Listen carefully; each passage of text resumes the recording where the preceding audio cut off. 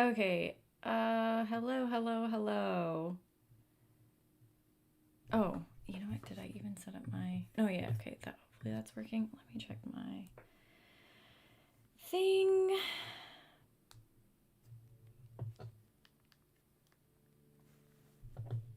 Hopefully this works. Now I have to redo. Oh, goodness.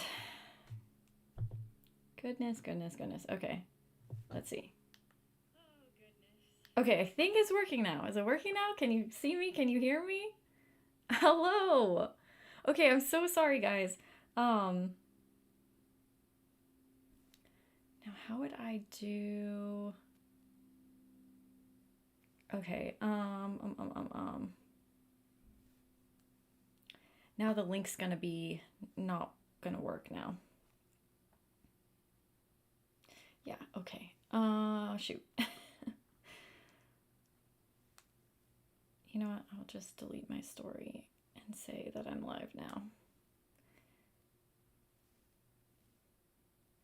Oops, oops, oops, oops, oops, oops, oops. What is happening?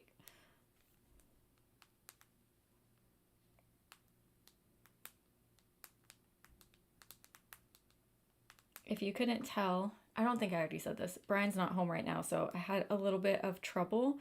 We tried to set this up last night.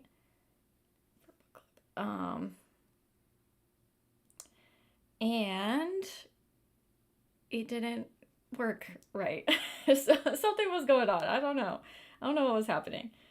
But I think I figured it out, which is good. It just took me 15 minutes, which honestly I figured it would take me a while to figure out, especially if something went wrong. But now it's not acting all weird. So I think we're good. Okay, hello. How is everyone doing? How are you? How are your Saturday? How is your Saturday?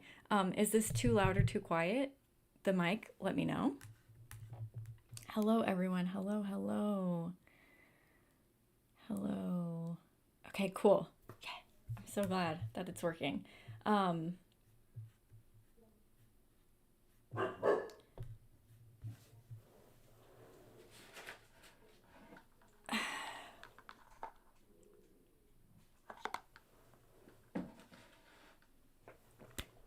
right, so, okay, yes, okay, yeah, I can see that it's working. Cool, cool, cool. Now it's just I don't have the link up for people, so hopefully they can find it. Do you guys want to start with rolling for next month's book club? And actually, if I do that, I'm gonna have to get this ready, so...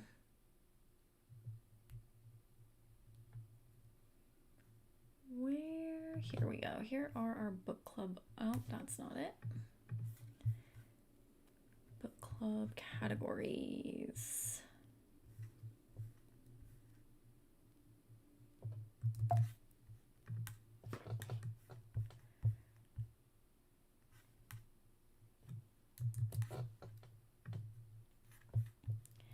And I'm gonna have to text these to myself really quickly. And which one? We did Gothic horror. We did Dean Koontz. Is that all?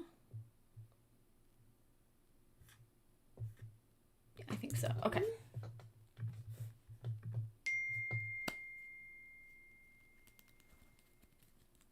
Yes, I have.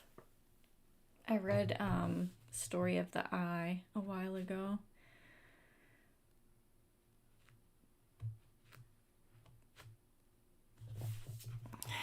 Okay, so of course, since it's just me, I can't figure out how to do the thing on here, so we're gonna have to spin on my iPad, but it's gonna hopefully be the same thing. And hopefully you'll be able to see it.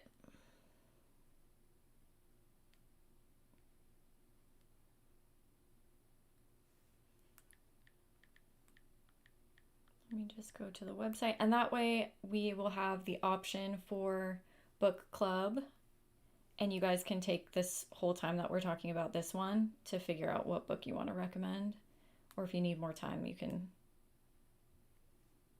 copy and no, hello.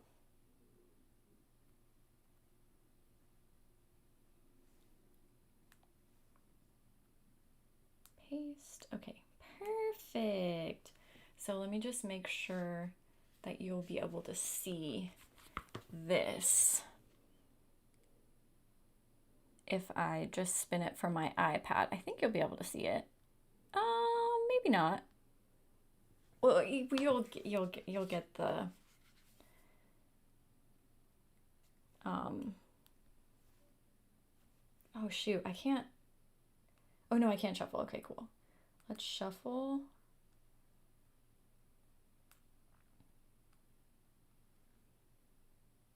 Hello.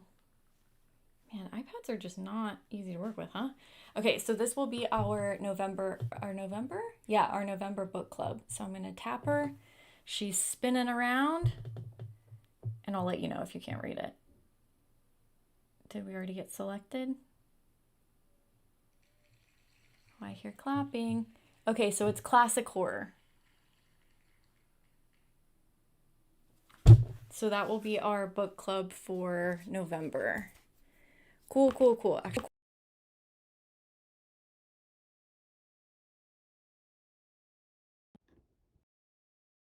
oh gosh, just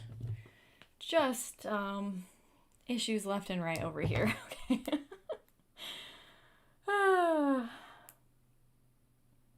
Let me take a picture of this so I can post it on Instagram so people know. Perfect, perfect. Okay, so classic horror will be our book club for November. I haven't started yet. I have it right here. I haven't started yet. Maybe I can start it today though. I've never even tried, so I'm really nervous to mess it up, but I figure if I mess it up, I'll just buy another book. It's really not that high stakes, you know?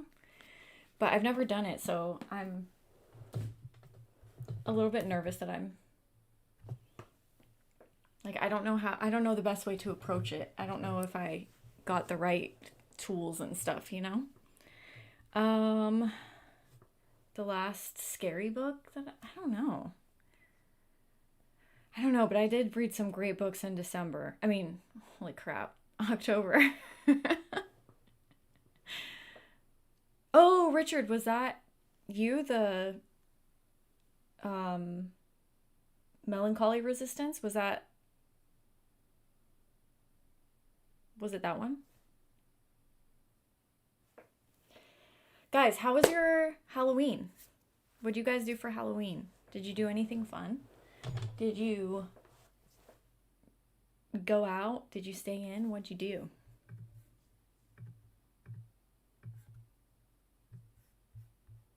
This is so weird. Oops.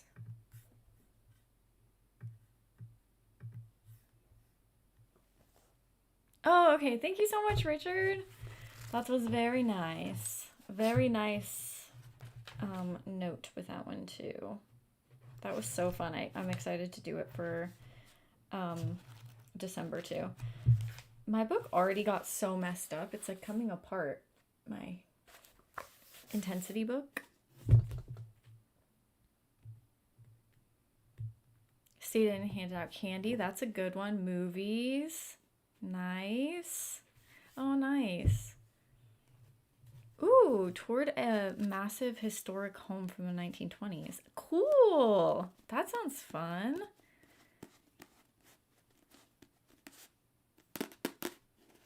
Very cool. Stayed in and watched Evil Dead. That's a good one. That's a good one.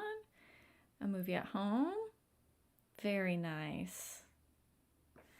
That sounds like a pleasant Halloween. Staying in, watching movies, touring cool stuff.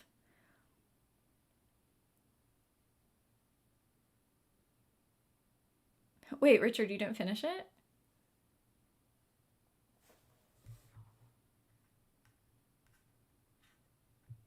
How dare you? No, I'm just kidding. I just we had a movie marathon on Patreon, so we watched like 7 hours of horror movies. So we had a whole movie horror night. And then I think I just read after that? Richard, how could you?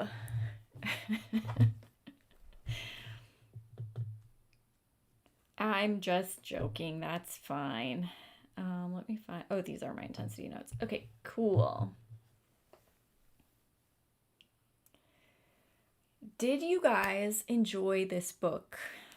Curious. It seems that we have a bit of a mixed book again. It's really interesting doing these book clubs because sometimes we read a book and most people are like, "Oh, that was really good. I enjoyed it." And then sometimes we read a book and half the people are like, "Loved it," and half the people are like, "Hated it." So, it's really interesting to see how everybody reacts so differently to books. And I was very interested specifically with this one because it's Dean Koontz. It's not like a, well, one, I'm pretty sure it's a thriller, not a horror book.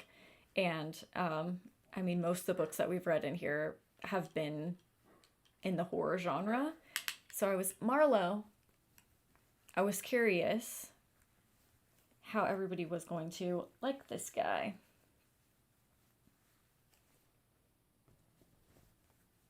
Oh, wait, also, can I show you my shirt? Look at how cool it is. I got it from the Queen Mary. And on the back, it has a bunch of body parts for sale. Can you see? Isn't that cool? It's like a heart and a tongue and something else. Yeah.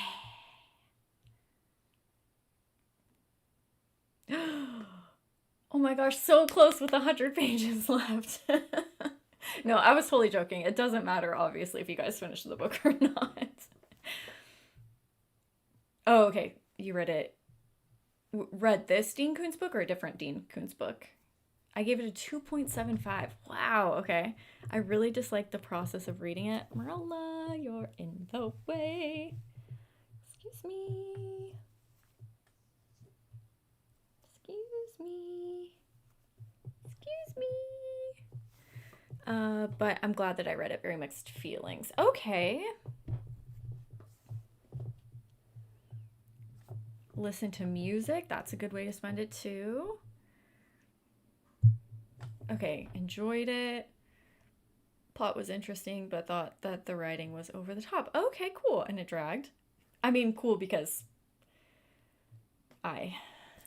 that's how I feel.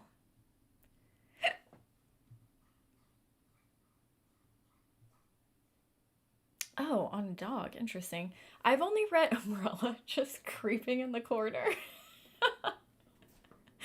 um, wow, she looks so spooky. She's looking out the window at the birds. That's why she sits like that, but she looks so spooky. Oh gosh, she's so funny. The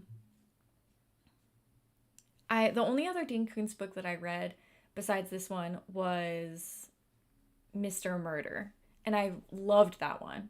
Loved it. So, this one definitely shocked me. It also shocked me how high of ratings it has. And maybe it's because it's an older book. Was it from the 90s? 94? 95. So, maybe that's why. But it did feel hollow. It definitely dragged a bit for me as well. And it was like you guys said, the process of getting through it was a little tough. I'm not gonna lie.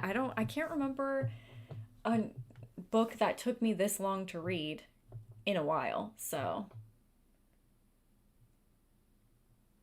um, I finished my. Oh, I guess I haven't said. I finished a book last night.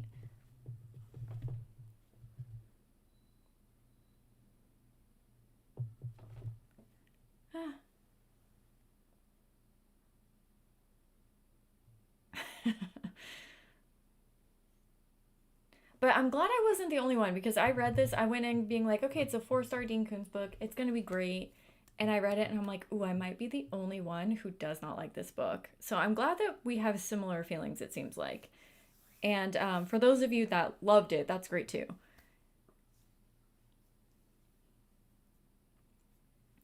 Yeah, that's what someone said. So that was my first impression. Was someone left a comment and said, "Oh, this is what the movie High Intensity is based off of."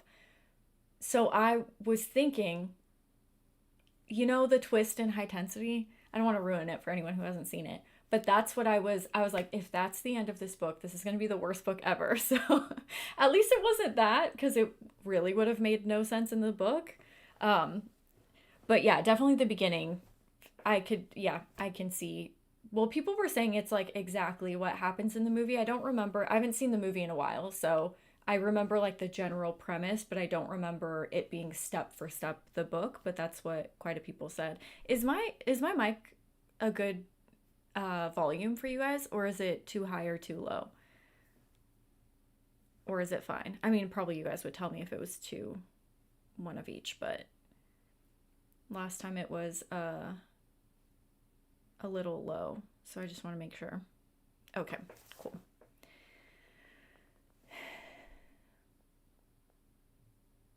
Okay, good. Well, I'm glad some of you guys enjoyed it. And probably those of you who have read it before, probably, I'm assuming, would enjoy the second read again. Because it's like a nostalgic book for you, you know? No, I haven't read the Frankenstein series by him. Well, that was one of the options, wasn't it? Yeah, I think Frankenstein was one of the options.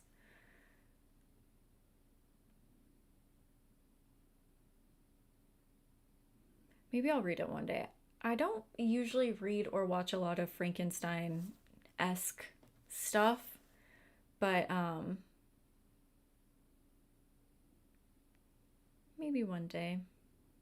I have heard quite a few people say that it was a good book, so concept good, process bad. Yeah, I read that somewhere too, I think in the comments or something, that there was a movie based on the book.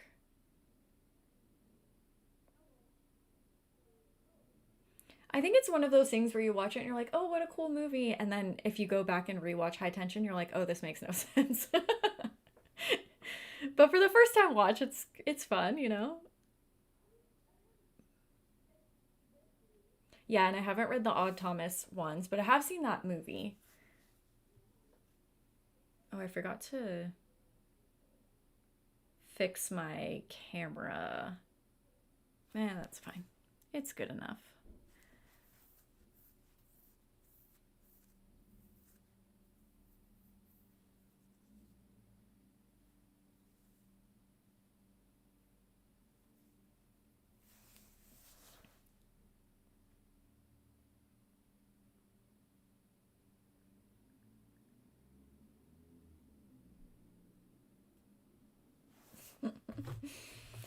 Oh, goodness. Okay, well, I guess let's get into it.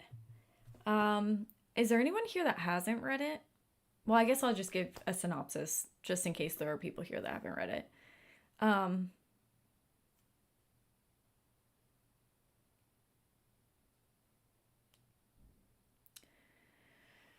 so it's about this girl and she goes to stay. Okay, cool. It's about this girl. She goes to stay with her friend's family over the weekend, and she's up late at night. She hasn't gone to sleep yet, and she starts hearing screaming and figures out that there is an intruder in the house who has murdered the family.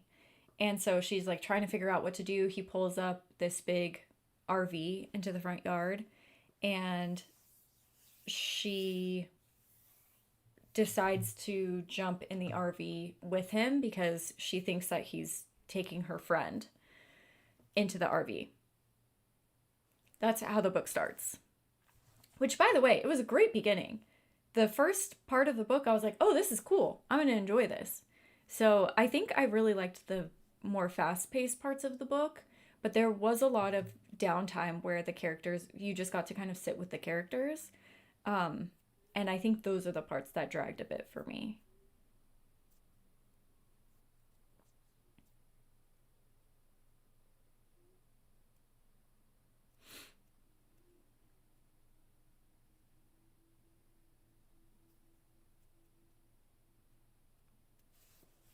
Oh, really? The Frankenstein book is a heavy read? Interesting. Morella. Morella? Morella's the mascot of book club, so she has to be here. Also, when she's following him around in the house, he eats a spider. My first question was, why this dude eat spiders? So that was weird. And but I did like how she called him the guy who ate spiders or whatever throughout the book.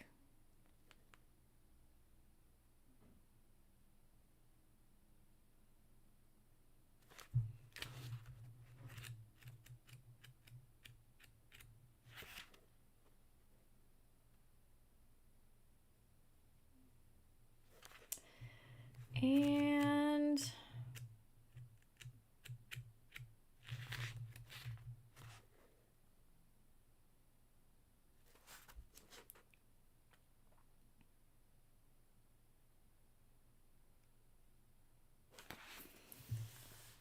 okay, so our main character, we learn a lot of her backstory. She had a pretty troubled childhood. Uh, her mom was not very good. She hung out with like addicts and uh, they were selling drugs and they had guns and they were killing people and just doing horrible things in front of her. So a lot of how she survives, I think, in the book is dependent on her instincts.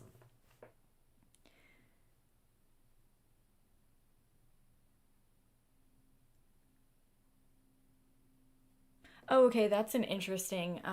So like it started as a slasher and then became sort of, yeah. There were definitely like different parts to the story. You're right, where the beginning did feel more like a slasher, and that's probably why I enjoyed it. It felt a little bit more like it was still a thriller, but more of those horror elements in it. But when she's hiding and trying to get away from him, I guess it did feel a little different than the beginning. Okay, I was starting to lose interest once they got to the petrol station. I just love how we say words so differently. The petrol station, that's so funny. Oh, sorry. Didn't mean to bother you. um, like your guys' spanners. uh,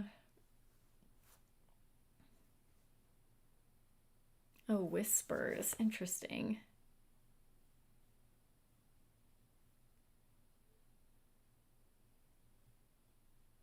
Oh, interesting. I even found the beginning of a bit of a drag. The dialogue between the girls just didn't seem very realistic to me. Oh, interesting. Okay.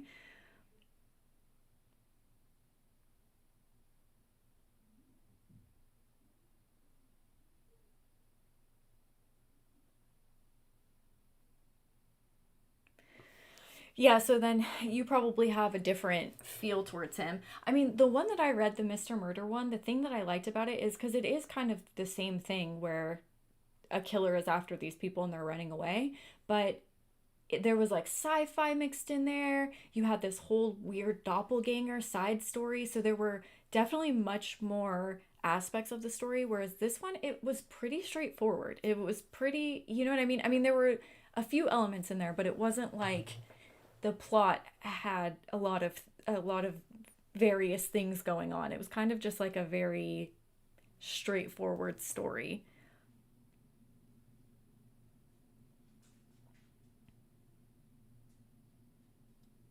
I do like Stephen King. Um, I mean, I don't always love his supernatural stuff. I much prefer his like serial killer kind of things, but I think his storytelling is phenomenal. Even if I don't like what's happening in the story, I typically do enjoy the little wrench emoji. I mean, spanner emoji. Wait, so okay, so then for you guys in the UK, you know when you go into your emojis and you can type in like Halloween or whatever, and then it'll bring up the Halloween emojis? Do you have to type in spanner to bring up that wrench emoji? Do you get what I'm saying? Oh, you're in the K2, the UK too. Yeah, we've been learning different how differently our different our languages. Or like me and Liz were trying to figure out the Amazon thing, and her Amazon says add to basket, and I'm like, that is so weird because ours says add to cart. It's just interesting, you know? Oh, okay. See, that's cool. I read his bio. He had an abusive stepfather, and elements of that tend to make it into his books. Okay, that actually is really interesting because um, I Googled if they had kids for some reason, and it said that they never ended up having kids because they were scared that whatever was in their like mental health issues would be passed down to their children. So that's actually really interesting to learn. And so I think that was cool. Like well, I guess we'll get to that in a second, but yeah, I think like instincts are a big part of this story and using what you've been through in the past to overcome even more, which like you said, yeah, if that's what he experienced too, I'm sure that this story was less about the killer aspect and more about overcoming trials and tribulations in his life. So that makes sense. Hello. Um, Carrie is one of my least favorite books of his, if I'm completely honest. Um, but it was also like his first story, so yeah, his short stories too. Yep.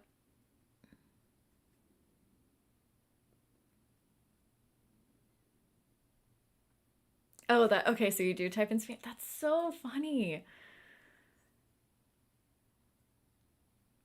Yeah, like the what's it called? The Bill Hodgins series or whatever. The or like Misery. That's another one. But Mr. Mercedes. That's what I was thinking of when I said the serial killer one. And some of his supernatural stuff, obviously, I like, but some of it, I just some of it is just not for me. So, oh wow, wait, I want to see if Spanner works for mine.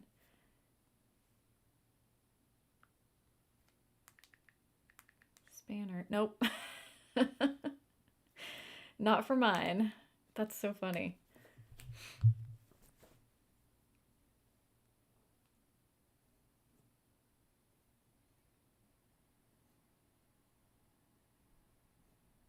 Oh, does it? I haven't read the Green Mile books.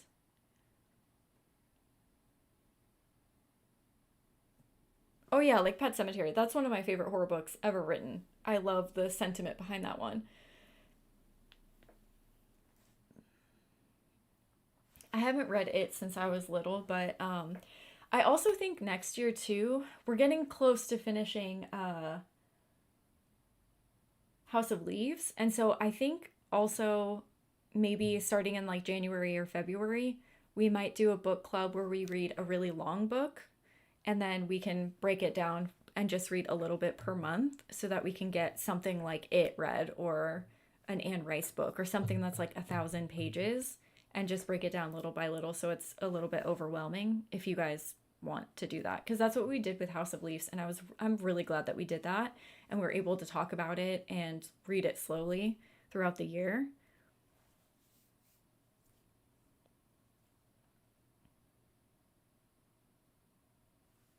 Oh wow. You haven't read any Stephen King? That's crazy. Yeah, Pet Cemetery is wonderful. That's a great book. Yeah, the themes of loss, grief. Exactly. Yes. Yeah. Oh yeah, that's the little I think that one's a short story, right? The Secret Window, Secret Garden one. Yeah, I love Clive Barker. Oh yeah, or The Stand, something like that, definitely. Yeah, doesn't it? That's what we did with House of Leaves, and it's been so helpful, especially with a book like that where it's a little challenging to get through, just to being able to talk about it and be like, what did you guys think of this part? It's been a lot easier and more fun.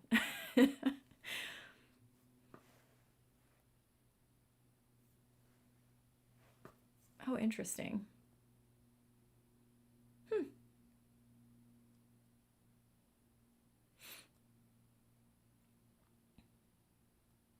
Yeah, I love those horror books, kind of how far you would go for your loved ones, and with Pet Cemetery, even after they're dead. Okay, is that the one, The Thief of Always? Is that the kids book? Or is that a different book that I'm thinking of?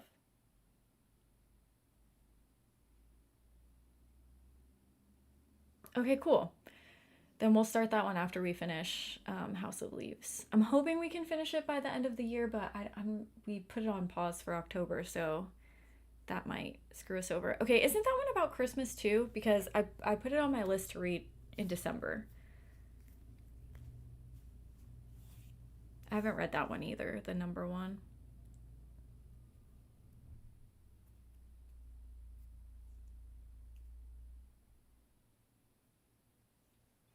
I think I read the back and it said something about being about Christmas.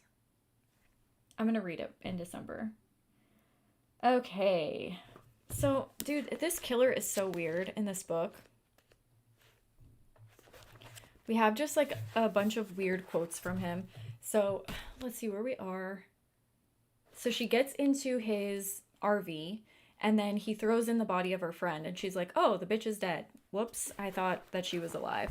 And so she's just hiding back in the back of this guy's SUV or RV while he's driving around. And we also get his perspective too. He just says weird things. Let me just read you a few things. Okay, it says he experiences life far more intensely than do other people. He is singularity. Because his mind is not cluttered with foolishness and false emotions, he is able to perceive what others cannot. He understands the nature of the world, the purpose of existence, the truth behind the big lie. Because of these insights, he is free. Because he is free, he is always happy. This is from his perspective. When he accidentally cuts himself, he is never afraid because he finds pain fascinating and welcomes it merely as another form of pleasure. Even the taste of his own blood intrigues him. He himself is building what may be the most intricate, elaborated, if an important soul that has ever transcended this level of existence. So this is what he thinks of himself. I am curious what you guys think about the killer in this book, because we get, I mean, obviously from his perspective, what he thinks about himself, but there are so many quotes like this throughout the book where you're like, he is singularity, he is never scared. I said, what do we make of this dipshit? uh, did you guys like him as a killer? Or did you think he was just full of it? Like, what were your guys' thoughts on this dude? Oh, multiple holidays. Okay, well, as long as Christmas is in there, I'll read it during Christmas. Oh, I do not know what noise that was.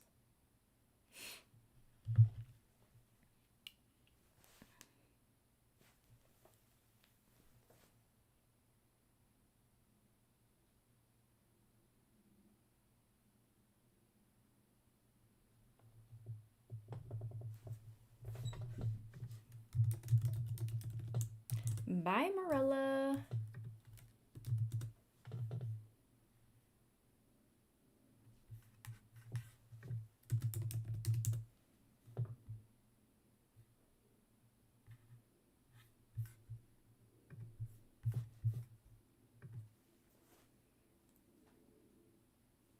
The killer was very interesting, although he's clearly messed up.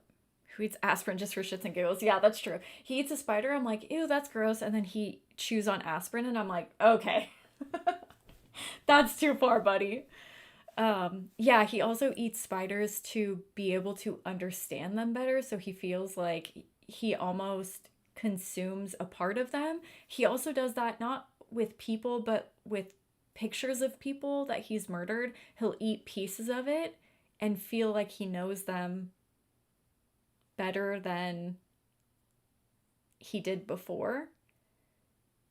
It's such a weird concept. Um, yeah, I to be honest, I didn't hate him as a killer. I actually quite liked that he was in his own mind, he's like, "Oh, I'm this like my soul is so intense and I live so intensely and blah blah blah." And then from other people's perspectives, they're like, "You're just some loser. Like you're just a normal guy." And I liked that he was handsome and he wasn't weird, and when she meets him face to face again, he's not what we would typically see as a killer. Um Meaning like he wasn't outwardly aggressive or strange or whatever. He just seemed like a normal guy, and I liked that. And what you were saying before, if this is based on his stepfather, that's even more interesting, where he thinks he's all, yeah, he thought he was invincible, exactly. And everyone else sees him in a very different light than he sees himself.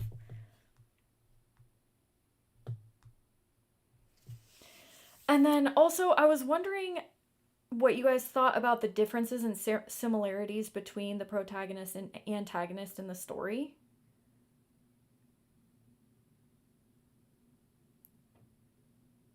Because I think that they did have some. Well, I think they had both. I think they were dissimilar in a lot of ways, but I also think that they had some similarities that I found kind of interesting. A decent killer, methodical. Yes, exactly. And he doesn't underestimate China. And almost doesn't underestimate. Yeah, yeah. Yeah, and he almost sees her in a different light than he sees these other people as well. So he definitely sees something in her that he sees in himself, which is, I think, also kind of interesting. Typically, when we have like an antagonist protagonist in a book, typically they are very different people, and one is essentially good and one is essentially evil. And although that is true for this book, I do think that there was some similarities between the characters as well.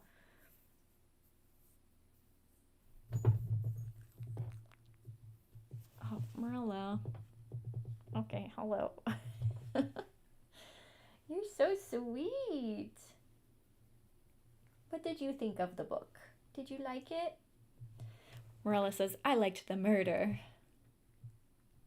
Isn't that right? Oh.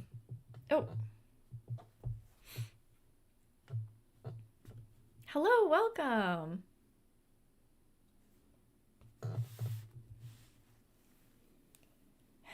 She is. She's such a cute cat, but she's, first of all, shedding so much.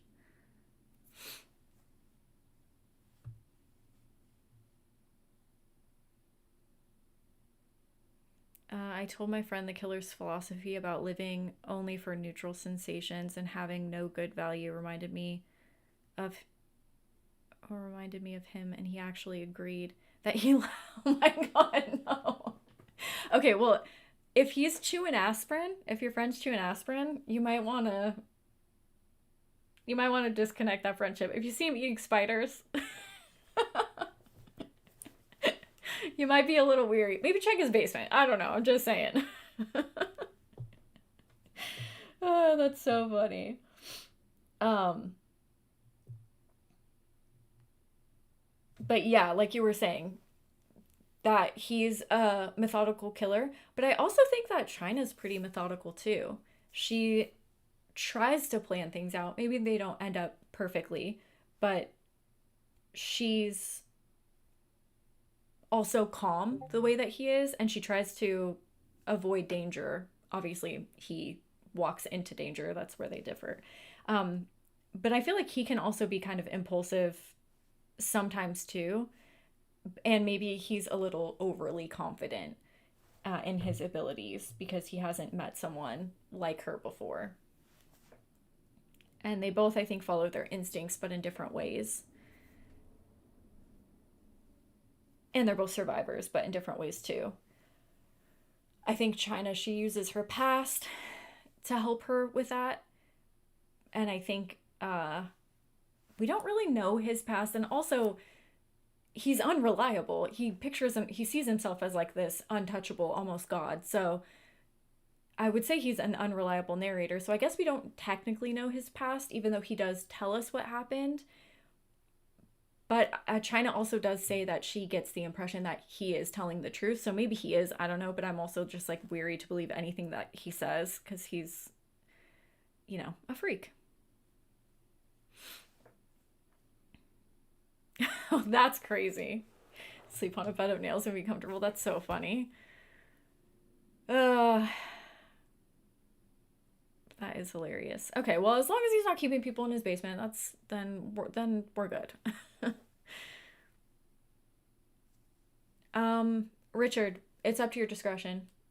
Truly, whatever you think is a classic horror book, you can go classic, classic, like the first one's ever written, or we can just go, just like, oh, The Shining, that's a classic. You know what I mean? It's up to your discretion. Whatever you want to recommend. Although he was methodical, he did things impulsively. Yes, okay, for sure. As well as he could feel things, whereas China was methodical, so she would avoid feeling things. Ooh, that's a good point too. I like that. Yeah, she avoided danger because she didn't like to be reminded of her past. So yeah, that is very true. And he does things to live intensely, and she very much so avoids that, probably because of the intensity of her childhood.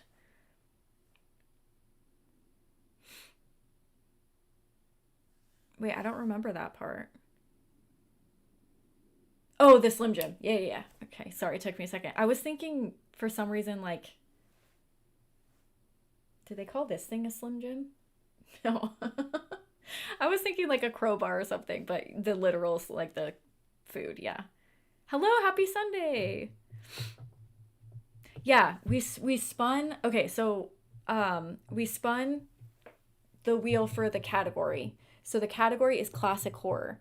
So tonight, well, at the end of this, we'll get classic horror suggestions. And then tonight, I'll post on Instagram too, in case you guys can't think of things here and you want to have a little while.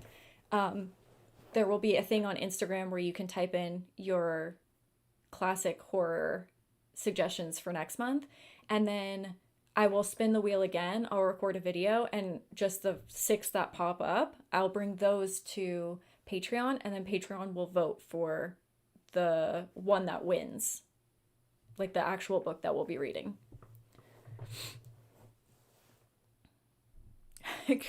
Koontz tied himself to a chair to make this book realistic while writing. That's so funny. I found myself kind of logistically having issues following along with some of the stuff that was going on. Like when she was tied in the chair and she was trying to break herself out of the chair, I had a little bit of trouble following, and I don't know if it's because my mind was wandering or what, but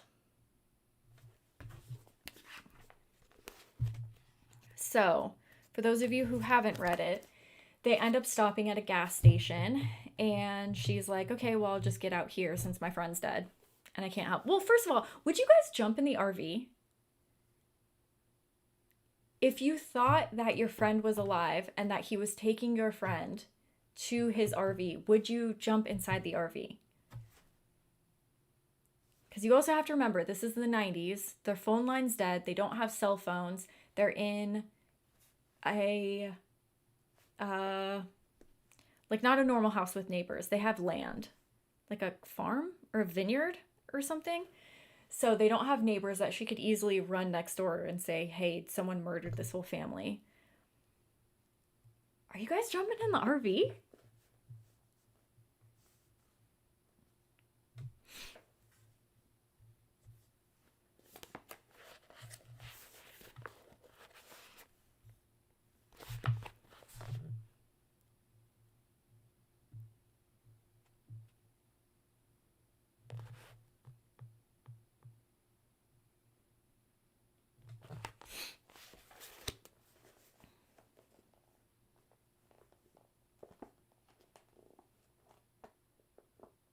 Yeah, definitely. Oh, interesting. There were multiple cars on the property, so she could have just taken one of the. Okay, no way. Okay. I'd like to think I would have jumped in the RV. Nope. Okay, this is so interesting. I honestly, the first moment that he pulled out the RV, my initial reaction was, oh, I would jump in the RV and just see if he brought my friend inside.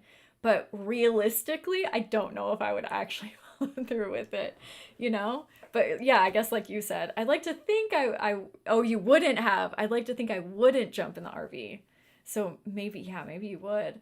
I don't know. That was my initial reaction. And then she jumps in the RV and I was like, oh, okay, cool. And then her friend's dead, and I'm like, oh my god, now you're stuck in this killer's RV for no reason. So, yeah, that was a. I don't know, but if your friend's in there though, and knowing what we know about the killer, that he's not gonna get caught, because I would just think, oh, okay, I'll just go call the cops.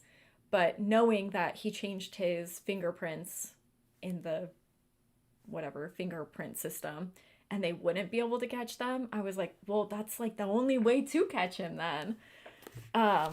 Okay, so they're in the RV, they go to a gas station, and he gets out to go and pay for gas, and he notices, at first he's like, oh yeah, I'm just gonna go in to pay for gas, and then he notices one of the guys is really attractive, so then he's like, oh, gotta kill him.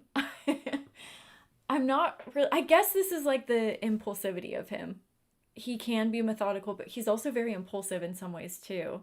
And yeah, he just sees a hot guy and he's like, gotta kill that guy.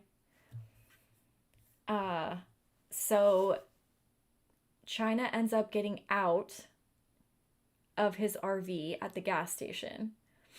And he ends up murdering both of the people that work there.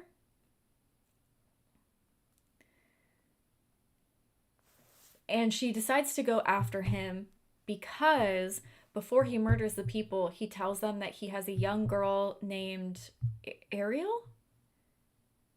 I think that's her name, or something like that, in his basement.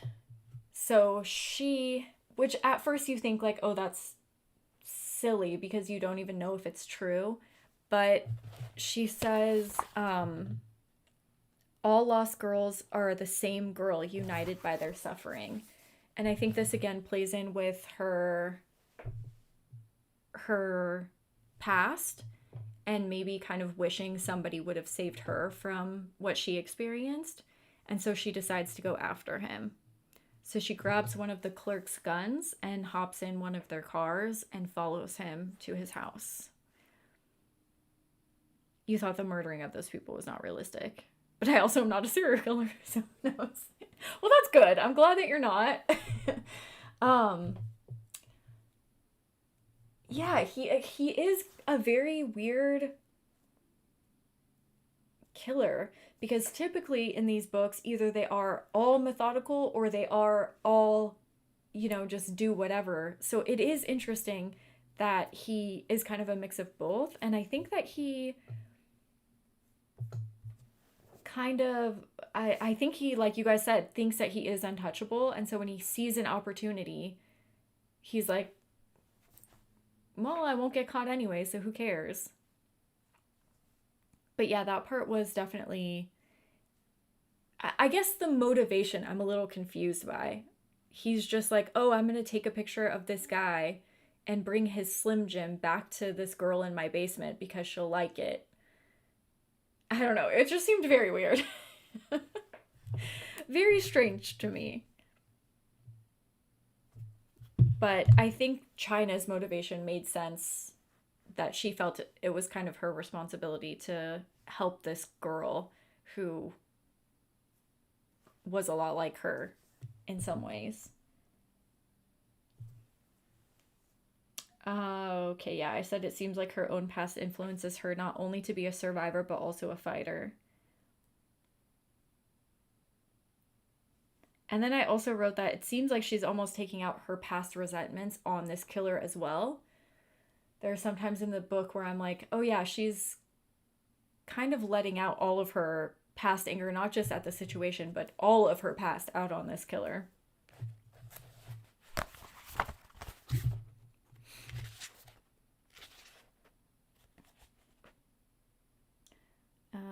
me see. I highlighted something, but I'm not sure what it was.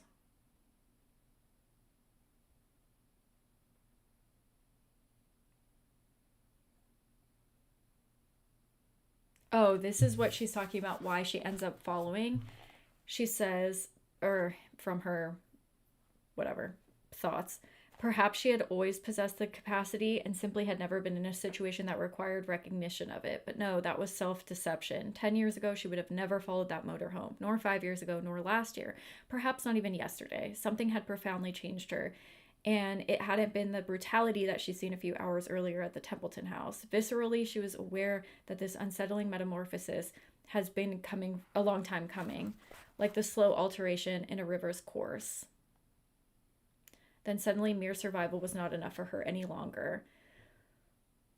The last stone shifted, the destination of the river changed. So I thought that that was interesting too, that she feels like she's kind of going through her own metamorphosis.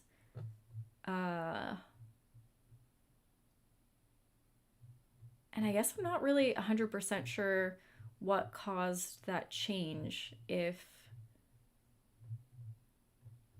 it wasn't the murdering of her friends. Well, I guess maybe that just brought out even more of her past. And yeah, like I said, I think that she's using all of that past resentment and aiming it towards this one killer, and kind of thinking that if she destroys him and saves someone, that it'll somehow fix her past.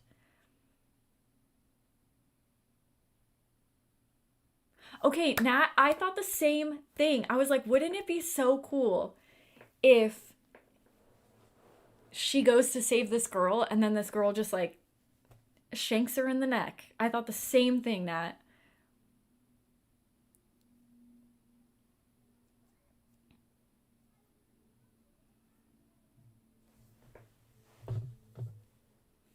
You've read Watcher's Intensity and Phantoms. Did you like Intensity? You were hoping there would be a twist where the killer knew the whole time that she was following him. Oh, yeah, something like that, too. Yeah. One of the reasons I stopped reading him as much was his personal philosophy comes through. Oh, and he could be a little preachy. Like his definition of cowardice. Interesting. Yeah, man, I would hate to see what that guy went through as a kid, if that stopped him from having his own children and writing a book like this, you know?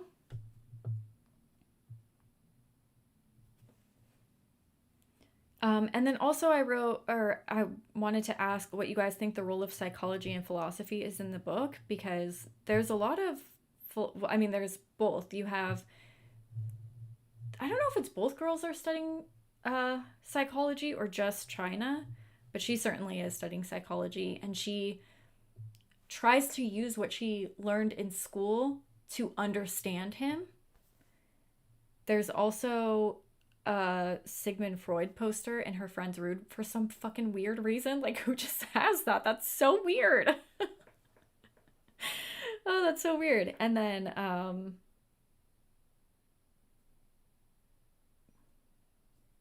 yeah.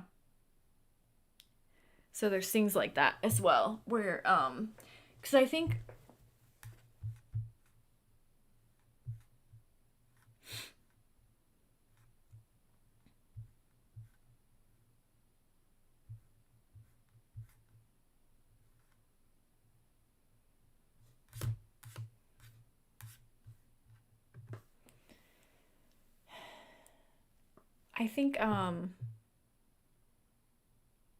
okay, cool, you loved it. That's good.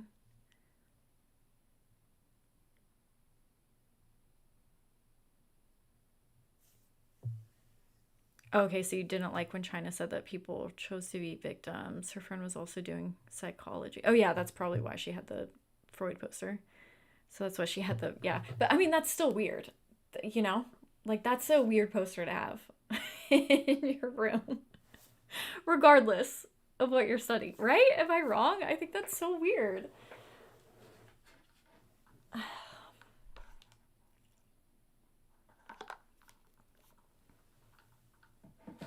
And we also learned that China doesn't like Freud, too.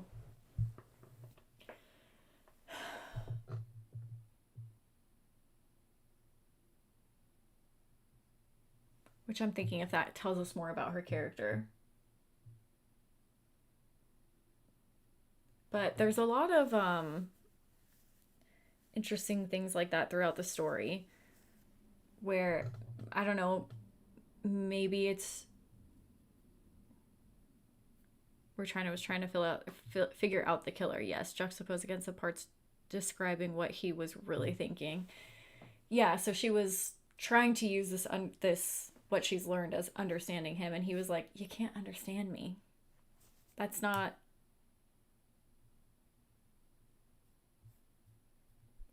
real life to just follow a textbook." Which I guess he is right, and he also does make kind of a weird killer.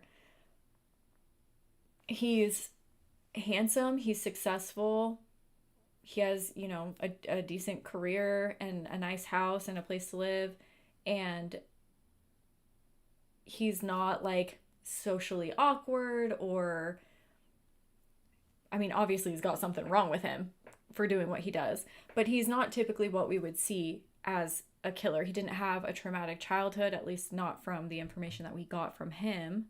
So he does make kind of an interesting killer that seems outside of these like typical boxes that we would put killers in, especially in fiction, I think. Some of Freud's theories were really messed up. Oh yeah, that's true. Yeah, that's true. Especially pertaining to women. So, yeah, I guess that makes sense why she wouldn't like that. That makes it even weirder that her friend had a poster of him in her room. So strange. I don't know. If my friend had a Sigmund Freud poster, I'd be like, oh, like my friend, he was a psychology major. If I went to his house and he had a picture of Freud on his wall, I'd be like, take that down. You're so weird.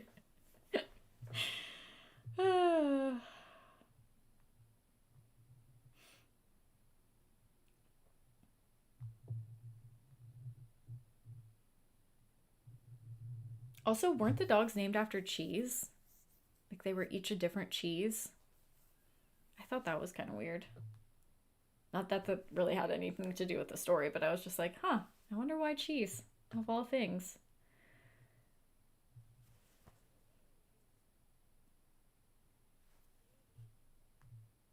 Oh, yeah, so I liked how normal he was and how he was handsome and he didn't seem crazy just for talking, like just, outwardly talking. He didn't get mad and throw things or I guess again like how we would typically see a killer portrayed in a movie or a book where once the protagonist is talking shit to them, they just start, freaking out. He wasn't like that. He was very in control, which was interesting to see. Yeah, why the cheese? Why do you guys think they were named after cheese? It just seems so random. I don't know. I guess that's like you having a poster of Stephen King on your wall. I guess, but yeah, I guess it is the same.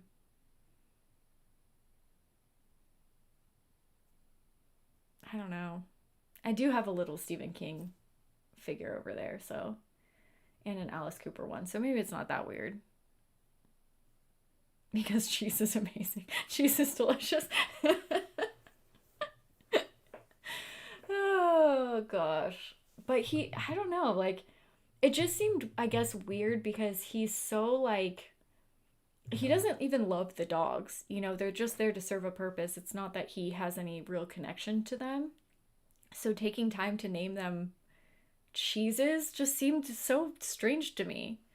Cheese is a very strong flavor. It was odd.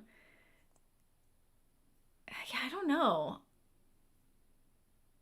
I just felt like for him it would make sense if they were named like 1, 2, 3, and 4 because that way they served a purpose for him. They weren't named, they weren't pets, they weren't his friends. They were just there to help him. You know what I mean? So I don't know. I don't know. I thought the cheese thing was weird, but I'm probably reading too much into it. He probably just felt like naming him after cheese. I don't know.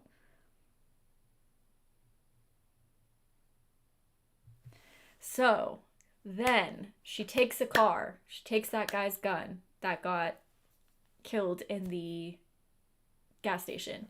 And she follows him to his house. Dun, dun, dun. And she is about to run out of gas. And so she thinks her best option is to crash in front of him. So she like goes around him and then crashes her car. And then when he gets out of the car, she goes into the back of his RV again. So that's interesting. I feel like you could probably run as fast as an RV can drive. Those things are pretty slow, especially on a windy road, or that's how I pictured the road. And it's raining and stuff.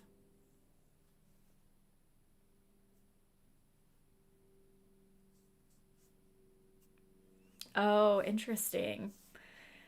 Yeah, I don't know.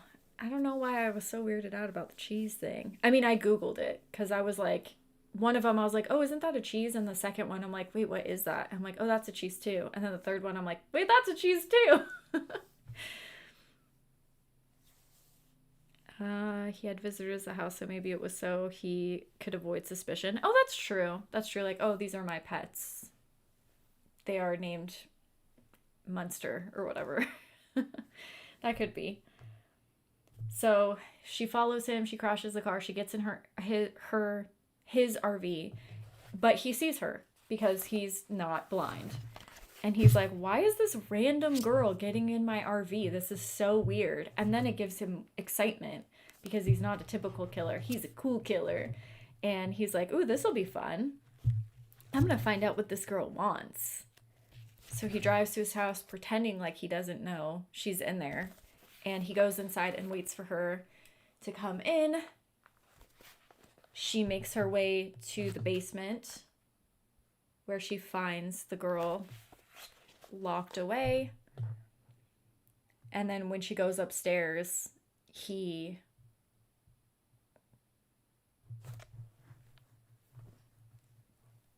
what's the word I'm looking for? Incapacitates her. Oh, I'm way off.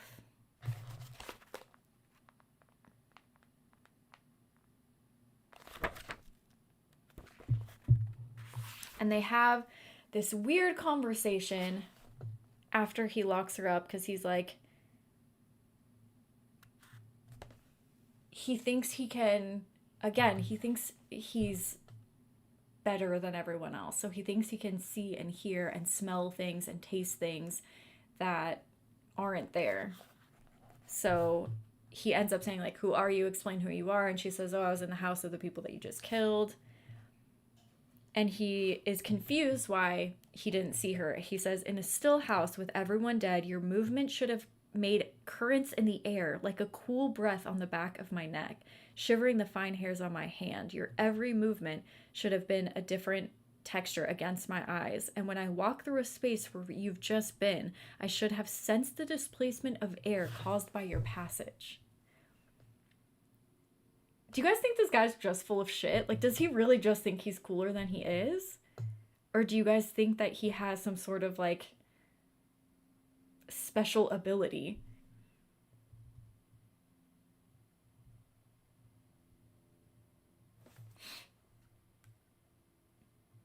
Because that's crazy, thinking you can feel the displacement of air. And he says, but you were invisible to me. Like a spirit. What makes you special? So he thinks that he can spot and feel anyone else, but not her. So that makes her special just like him. Oh, that's interesting. Maybe he has a heightened sense to make up for his lack of emotion. Yeah, he's full of shit. Yeah, it is interesting. I mean, certainly he does experience things differently. I don't think that that's crazy to say because of his lack of emotions. But yeah, I think, yeah. So he thinks that he's that way, but we all can be like, you're just crazy. I could taste you on the fork. Your saliva has a lovely flavor, except for the faint bitterness. And now I understand spiders better for having absorbed one. They absorb the knowledge with the flesh. And then he has this weird thing where he just keeps creating words from his name. You know what he kind of reminded me of? He kind of reminded me of the killer in the Silence of the Lambs. Which one is that? What's the title of that one?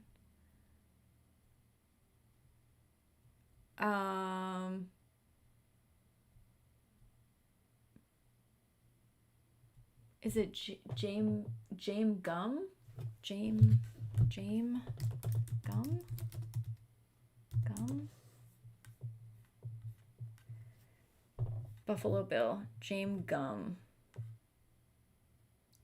Oh, it is The Silence of the Lambs.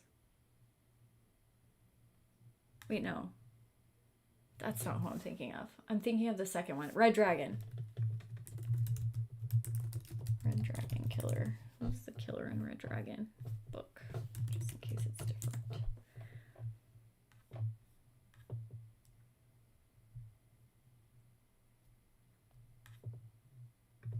Yeah, he reminded me of the Red Dragon Killer. A little bit. I don't know why. That's what I feel.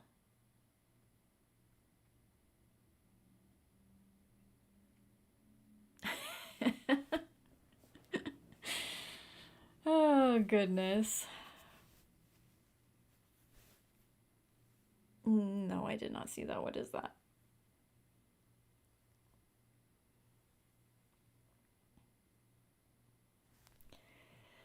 Yeah, the Red Dragon dude. I don't know his name, but... And more so the Red Dragon dude in the book. Not necessarily the movies, but you got a little bit more of his... Well, I guess, I don't know. I guess he was kind of, like, weird. I don't know why it's reminding me of him, but that's how I feel.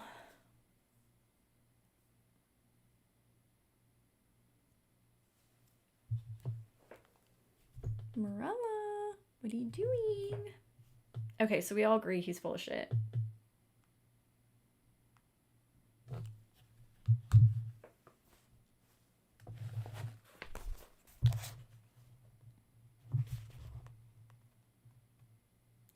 Oh, yes, yes. He was talking about flatworms. Oh, yeah, this was actually kind of interesting. It said that flatworms...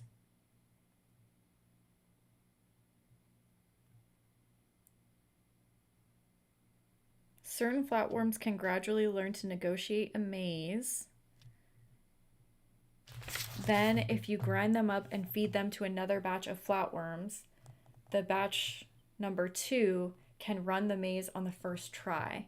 And he says they absorb the knowledge with the flesh. So, one, I thought that was really freaking interesting. Because I didn't know that.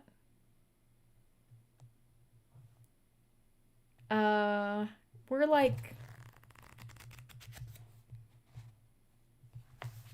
kind of near the end of Intensity. So I thought that that was cool, and that's interesting that that's kind of what he bases his whole philosophy on. There was something else too.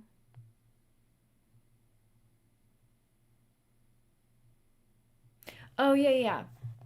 So he eats a spider at the house that he murdered those people. And then he says, spider is a power word, you know, though it can't be formed from the letters of my name, it can be formed from the letters of your name. So he thinks of her as something that he is going to devour and, I don't know, I guess maybe absorb a piece of her. But what's interesting is because her name is spelt not the typical way, that spider doesn't fit into her name. So I feel like this was just a bit of foreshadowing on what would actually happen at the end of the book. But I thought that it was a cool little touch, and I liked stuff like that throughout the story. Guys, what was up with the elk? I could not figure out the elk, though. Why did the elk keep showing up, and what did the elk mean for the characters? And why the dogs? Why weren't the dogs reacting to the elk either? I could not figure this out. I don't know why. Still cat hair everywhere.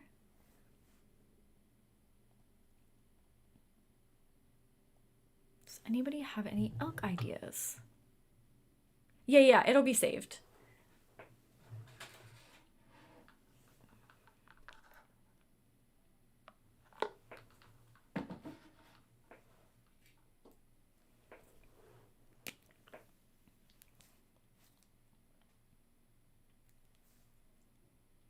The elk seemed like it was supposed to be supernatural element, but I'm not sure. Maybe some metaphor. Yeah, I could not figure it out. Because I was just thinking like, yeah, I don't know. I have no idea. Some metaphor that wasn't obvious to us. The elk was just one, oh, of the tangents that he went on that had no relevance for me. Interesting. I mean, I don't know. I tried hard to think, and I'm like, why are the dogs not reacting to the elk? Maybe it was, yeah, maybe it was just a metaphor for her because she said something like, oh, the elk shouldn't be this inland or something. And they're kind of sneaking by the dogs. And so maybe it was like a metaphor of her intruding on his life. I don't know. Every time they showed up, I'm like, what is up with these freaking elk? And they were a distraction. Well, they were kind of a distraction to both of them. And I thought maybe the end he'd get like trampled by an elk or something, but then they never popped up. I'm like, what was up with that elk? Okay, well, at least we're all confused together. All right, guys, things that bugged us about this book. We'll talk about things that bugged us and then things that we liked. Guys, my number one, my absolute number one thing that drove me crazy was that this girl who had been raised by drug dealers and people with guns, and she's, learned to shoot and this and that. She didn't even check the bullets to see how many bullets were in the gun when she brought it with her. That was the dumbest thing in this whole book, and it pissed me off. And me and Brian were talking about it for a while. And he even brought up a different point because I assumed, I could be wrong on this, but I assumed it was a revolver because she shot some of the rounds and they didn't shoot. But then there was still a bullet in the gun. So to my understanding, I'm not like a genius gun person or anything, but to my understanding that would have to be a revolver, right? And Brian was like, that's even more stupid because most revolvers you can see, but you don't even have to open the chamber to see that there are bullets in there. So I thought that was really silly. I think the killer thinks something about how the dogs are trained not to be distracted by the elk or other wildlife.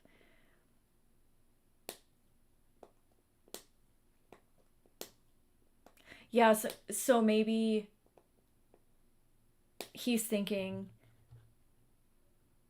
the dogs won't be distracted and they will kill anything that comes in here. And then he sees these track marks and notices that not everything's perfect and things can sneak in and out.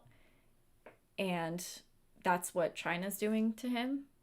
Is that the metaphor? I don't know.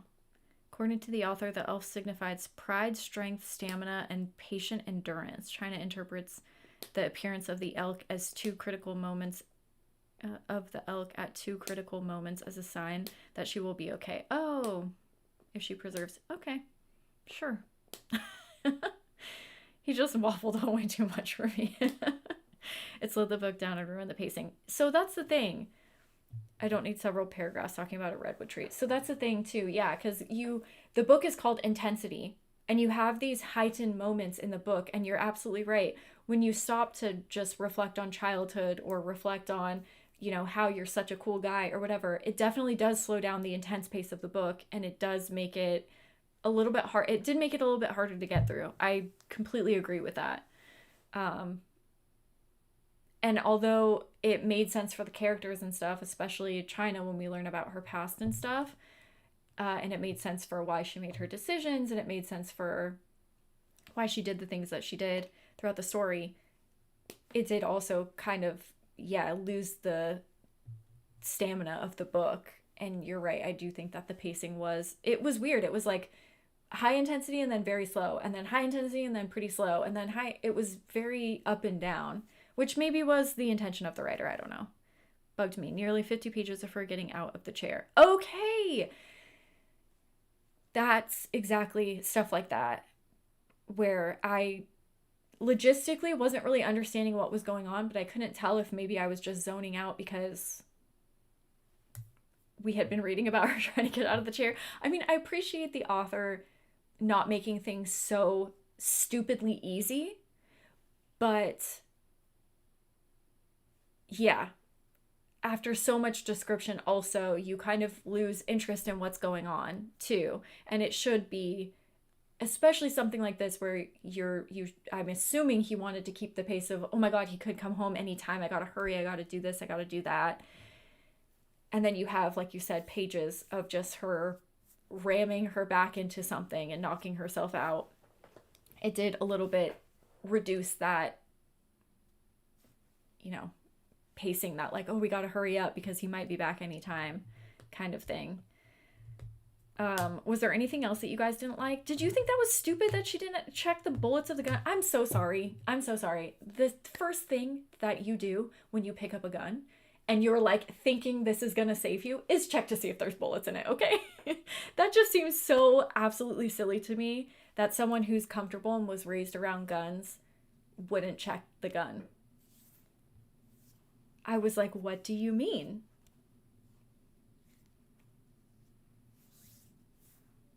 And I also have one other thing that bugged me, but it was at the very end of the book, so I'll wait for that.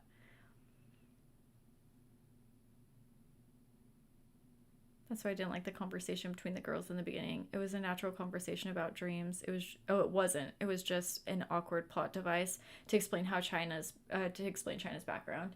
Yeah, that's true. I get what you're saying. I get how you could feel that it was just there for a reason. I did like that I did feel kind of the love from the family, even though they were in such a small portion. And I did like that China really was going out of her way to try to help this girl, even though she couldn't help her, because it was kind of her only friend.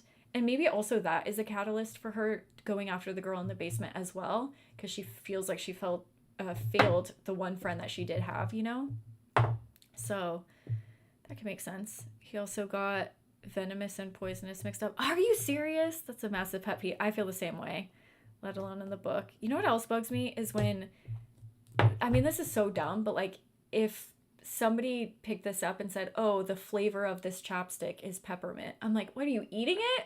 It's not the flavor, it's a scent. What are you talking about? But I totally get the venomous and poisonous thing. That bugs me too. Even though I've probably messed them up before. I kind of understood why she didn't check the gun because she heard the guy try to pull the gun on the killer, but at the same time, I think she should have checked anyways. Yeah, I guess, I don't know, to assume like,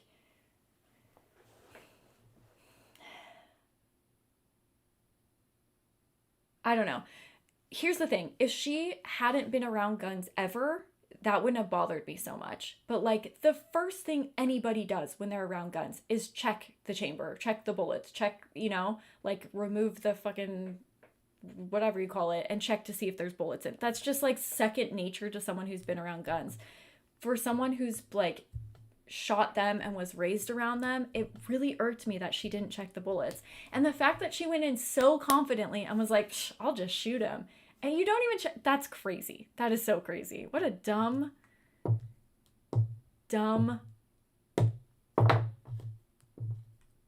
mistake, But I guess it would have uncomplicated the story, so whatever.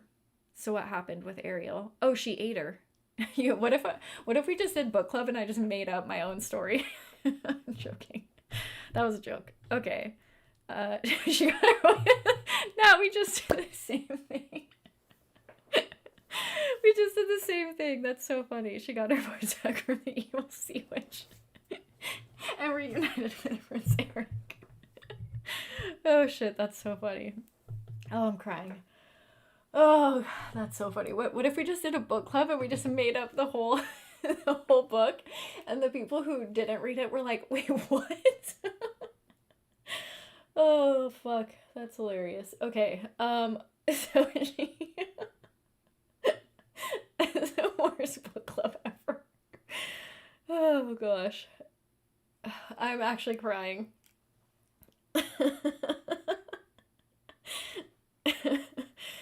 uh,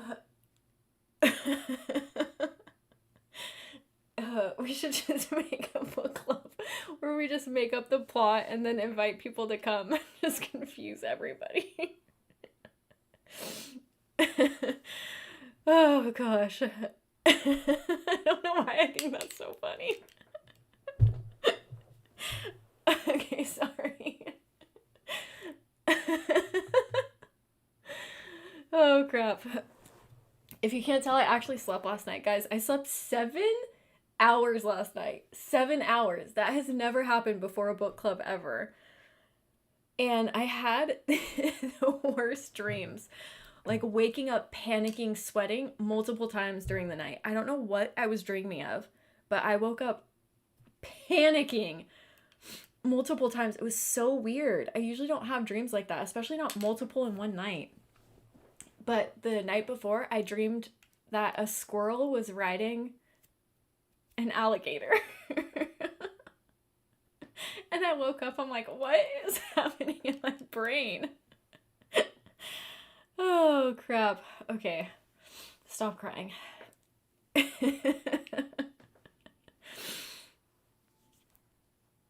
have you never seen The Little Mermaid? That's crazy. Okay, no, what really happens is, sorry, I don't know why I think that's so funny to have a book club and just confuse people. Okay, so she gets incapacitated by the killer, and then the killer goes, "Oh, I gotta go to work, so just chill here." And then he leaves, and she's like, "No, I'm not giving up." And the dogs, meanwhile, are outside, like, trying to get in to attack her.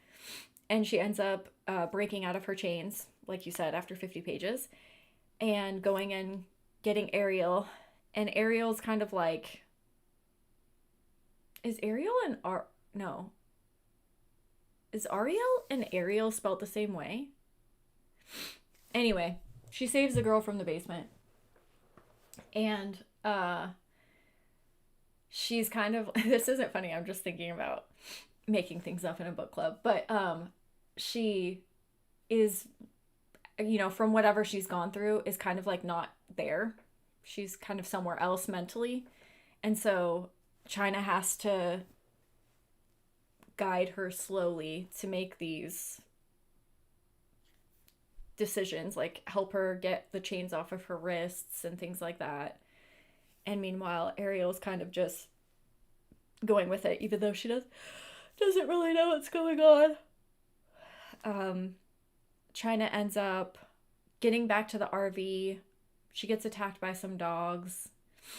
I think she hurts and maybe even kills one of the dogs, maybe multiple of the dogs. She blinds one of them. So that wasn't cool. But also in a situation like that, what do you do, you know? If a dog's actually trying to kill you, what do you do?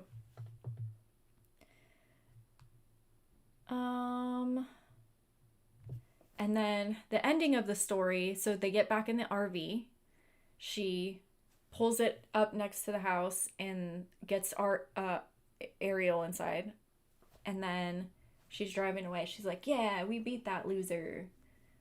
Meanwhile, the whole book, she's like, "I just want to kill him. I just want to blow his brains out. I just want to..." The whole time, she just talks about how bad she wants to kill him. And then they're driving down the road and they see a cop. So she stops the cop. And then the cop gets out of the car. And dun, dun, dun. It's... What's this dude's name? Edgler Foreman Vess? Edgler? Is that how you pronounce that? Anyway, it's the killer. And the killer's a cop, and that's how he erased his fingerprints in the system. So then they have a little battle. And they end up running him over a few times. and eventually at the very end she sets him on fire, and that's how he dies. Which is like, if you want intensity, that's the way to go out, you know what I'm saying? Even his name is too much. Yeah, Edgeler. That's an interesting one. So the other thing that bothered me about the book was she had the opportunity to run him over and kind of end the whole thing. You okay, bud? Mose?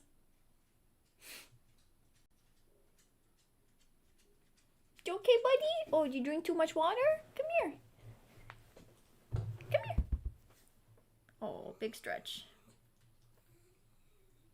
Come on, bud. Come here.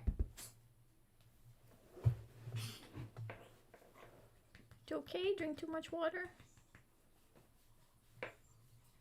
Okay, sorry. In the TV movie. Oh, yeah, that's what I was saying. So she had a chance to run him over and just end it. That was my dog. He chokes when he drinks too much water for some reason. But anyway, so she has a chance to run him over. He's like in the street. I don't know, his legs are broken or something. And then she goes, I don't want to run him over. And I'm like, you just spent 400 pages talking about how you wanted to murder this man. And at the very last second, you're like, no, I'm not going to run him over. That also pissed me off a little bit.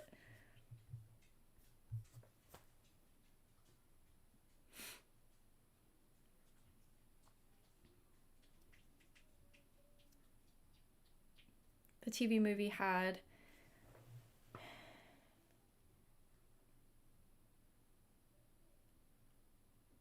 oh, interesting. So she tried to adopt her, but she was denied due to her mental stability being questioned.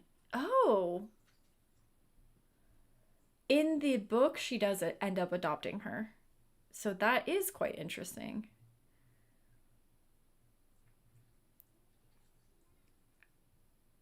And then Ariel spoke and cried out for her, and it was implied that they would. Oh, okay, I see. So then they ended up being. Okay, interesting. In the book, she got to adopt her. Yeah. Although it took a few years to get her back, and then it took a little cheesy but upbeat, and then it took her even longer. You know, there were a few years in there where she still wasn't speaking, and then one day on Christmas, she writes her a note, and she says, I want to live. And then China says, this is the best Christmas present ever. Or something like that. I like reading Koontz in a cherry pick sort of way. Yeah, I just was surprised that this book had so much well,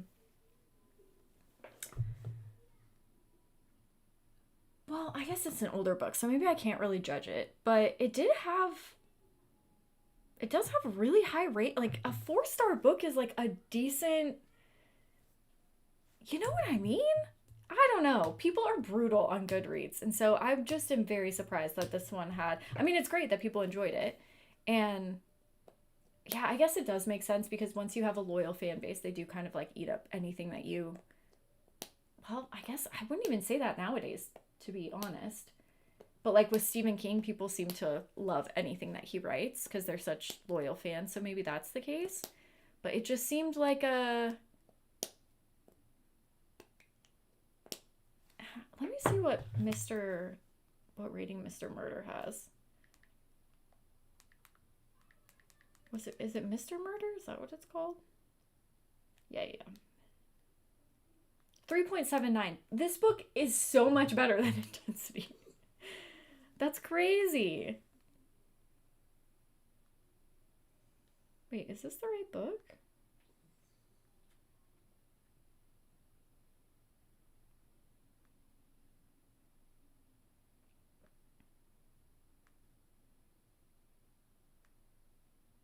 Oh, yeah, this is it. Yeah, that's nuts. A 3.7. Yeah, so I don't know. I guess people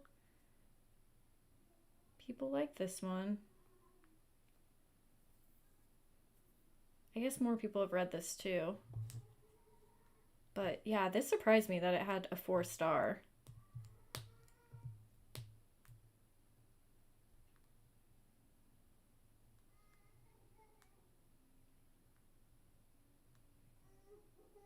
But I guess even still, it does have mixed reviews. Like there are quite a few 1 star, 3 stars. So yeah, I don't know. I mean, it's great that people liked it, but it was a bit difficult for me to get through. Yeah, Hallmark movie moment for sure. Yeah, the Mr. Murder is more of a sci-fi kind of thing too, which I liked more. I just liked the multiple things going on at once. Oh, and Strangers too. Yeah, I mean, I kind of feel bad for people who didn't like this one and this was their first Dean Koontz book because I really did enjoy his I did enjoy his other book a lot and I'll definitely read more of him. And this wasn't the worst book I've ever read or anything. I just was surprised at how kind of slow it was for a book called Intensity. Maybe that's where he went wrong.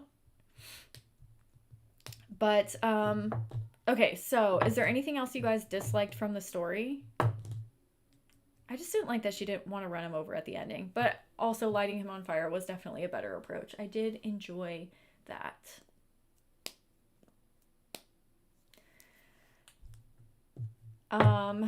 And if they're, yeah, fun to read, fast, easy read. It's not like too weighed down or anything. That's true. He's not as ambitious as Stephen King, but he also lacks King's. Okay, yeah, that's true. Yeah, I can see that.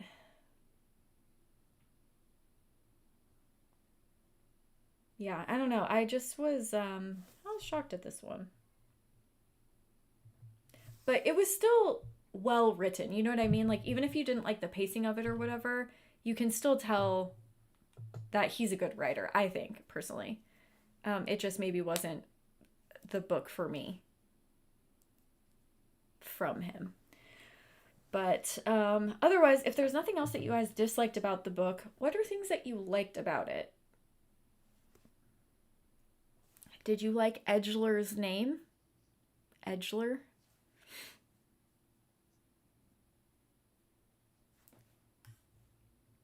I have never heard that name in my life.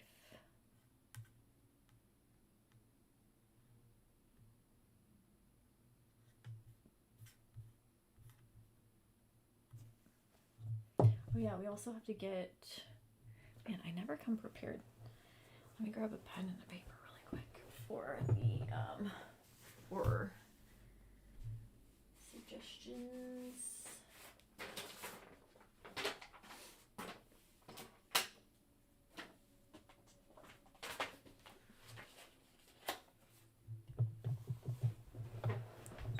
God, I really need to get a less squeaky chair. This chair drives me absolutely crazy.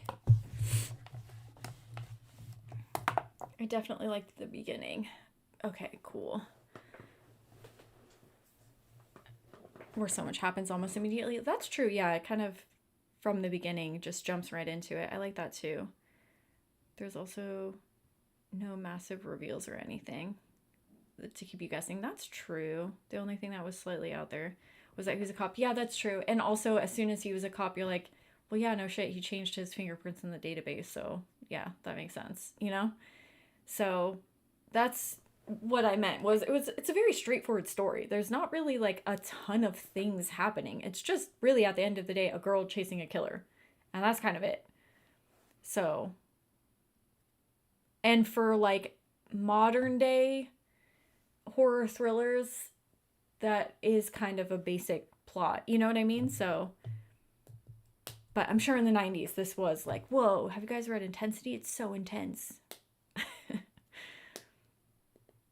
John Saul. Oh, I think I have one of his books. I haven't read it, but I think I'm pretty sure I have one. He's another horror author with similar appeal back then. I'm pretty sure down here on my bookshelf I've got one of his that I found at the used bookstore. But yeah, like I said, I haven't read it yet, and I'm not sure even what book it is. I thought China's backstory was a really strong point and well developed. Yes. His book covers were really similar to Koontz. Yeah, I can't remember. Sorry, that's probably annoying. I can't remember which one I have from him. I think he took all the words he wanted and thought were cool and tried to make a name out of them. Yeah, that's true. Yeah, that's true. That's true. But yeah, Morty, I totally agree. I think that was my favorite part. I said I liked the ending. I liked how China overcomes her traumatic experiences. Oh, my fucking thing just died. 1 second.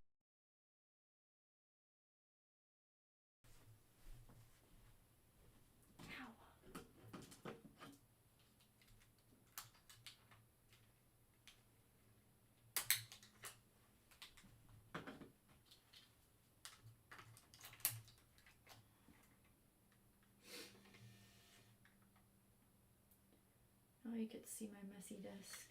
Oh, oh, too close, too close. Back it up, bud. Back it up. Okay.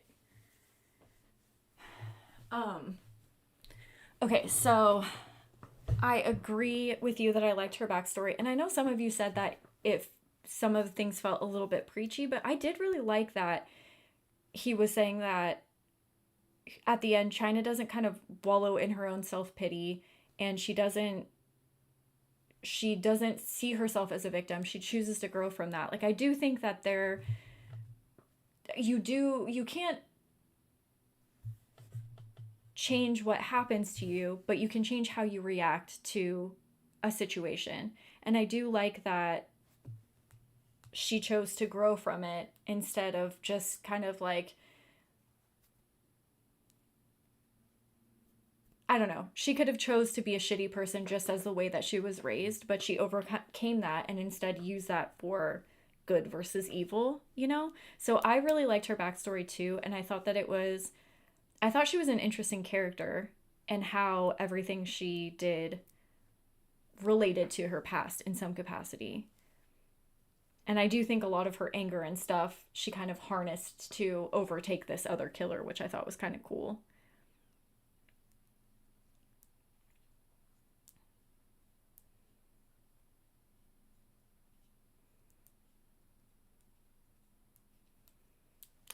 I think I also have one of.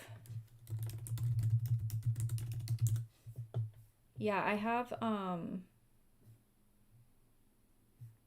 one of his books, but I haven't read it yet. It's some zombie underwater book cover or something, but I'm not sure what it's called. Oh, maybe this. No, it wasn't that one. I know it's on my TBR cart, but I'm not sure what it was called. But I do have one of his books. Maybe it is this Dead Sea one. I think maybe that's the one that I have. Dead Sea. I don't know. It has like a zombie on the cover. I don't think it's. Is the Dead Sea one about zombies? Dead Sea is a horror novel featuring zombies. Okay, yeah, I think it's that one.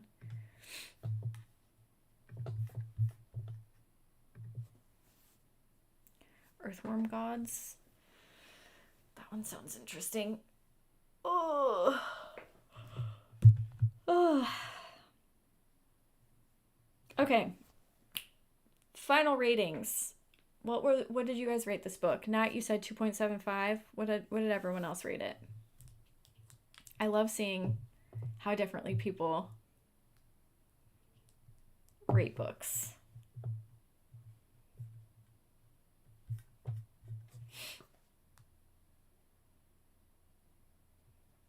And also, if you have any other final things that you want to talk about, any other points to bring up with the book, also let me know. 3.5 or so. Okay, so just like a basic horror book. And for those of you who didn't finish it too, you can also tell me like what your rating is for however much you got through. This one was a hard one because there were things that I did enjoy about the book. Oh, sorry. Um, and it wasn't that it was a bad book or anything. And I do think that he's a good writer. It just wasn't a book for me personally.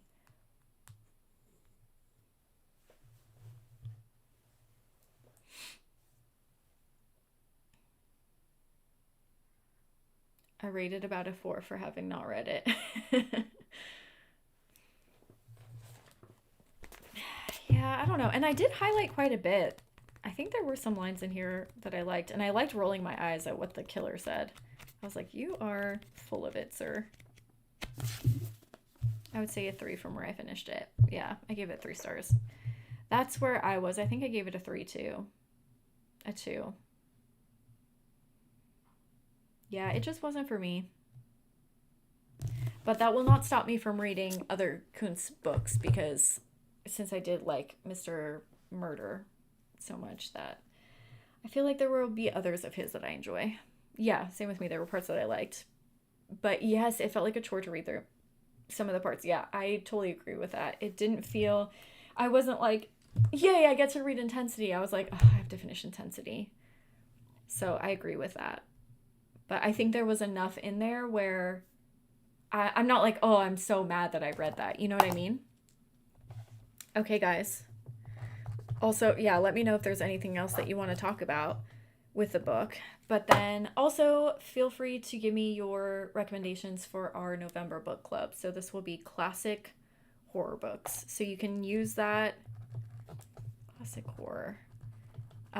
You can interpret that, like I said, however you want. We could do classic as in the first ones, if you want to read one of the first novels of whatever genre, or it could just be a classic, something that a lot of people like. It doesn't matter. Whatever a classic is to you, feel free to recommend whatever that is.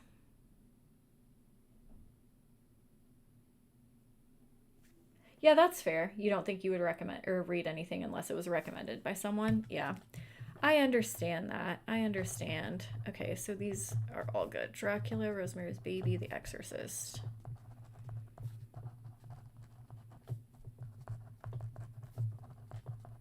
Exorcist. Perfect. What else you got? Woman in Black. Black. Dr. Jekyll.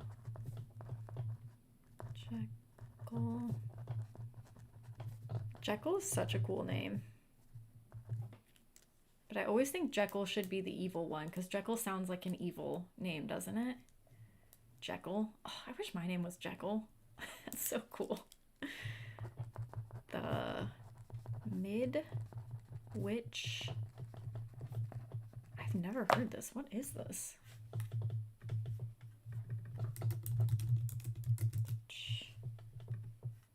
Oh, book. I guess it's a TV series.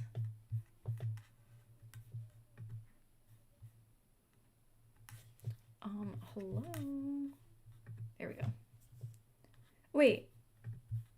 John Wyndham. Why does that name sound familiar?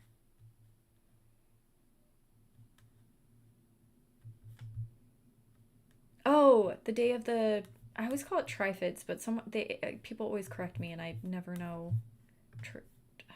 My brain just says Trifids. I don't know how else to say it. A mysterious object appears and all inhabitants fall unconscious. A day later, the object is gone and everyone awakens unharmed, except that all women in the village are discovered to be pregnant. Oh, this sounds like that's hello, what is that book called? The vampire one? The children vampire one? Whatever, doesn't matter. Okay. I Am Legend. See, this would have been a good category for October. I'm mad. That was another thing reading the Dean Koontz book, is I was like, this is fine or whatever, but this is not what I want to be reading during October. I think that's also why it felt like such a drag to read, because I was reading the most amazing monster books all month, and then I read this one. And so I think that was also another reason why I wasn't that happy about it. Okay, Nat, keep putting the monk until we end up reading the monk.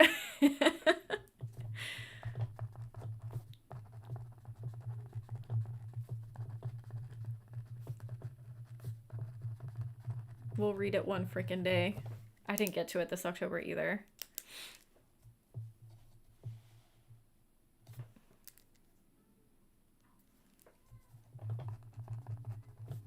Wait, what's The Village of the Damned?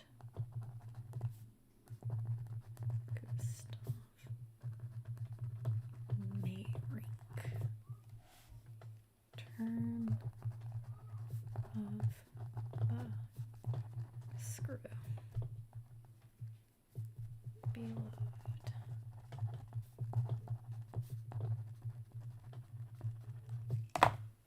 Okay, we've got a nice mix here. Oh, you're saying the book is like the Village of the Damned? I was thinking that, you know, the vampire book where all the kids die and then they come back a day later? I can't think of what it's called now. Okay, any others? Ladies and dudes? Morella, do you have a book recommendation? Invasion of the Body Snatchers.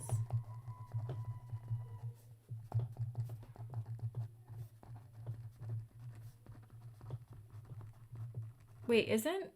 Oh, no. I was thinking Invasion of the Body Snatchers was Day of the Trifid, but I think that was 28 Days Later, I think, is based off of the Trifids one. Misery. Okay, got it.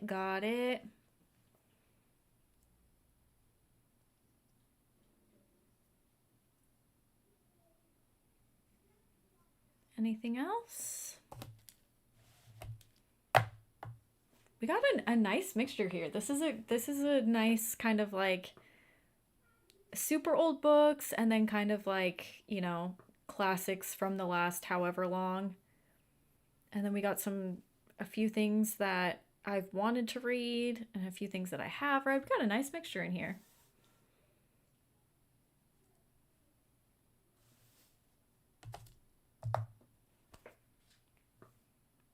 Morella, what are you doing?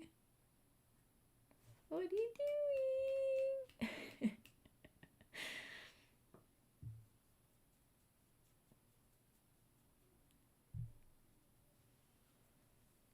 Is that a short story or is it a full novel? The Mountains of Madness.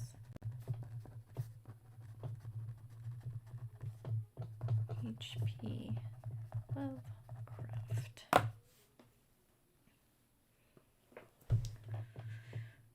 Anything else?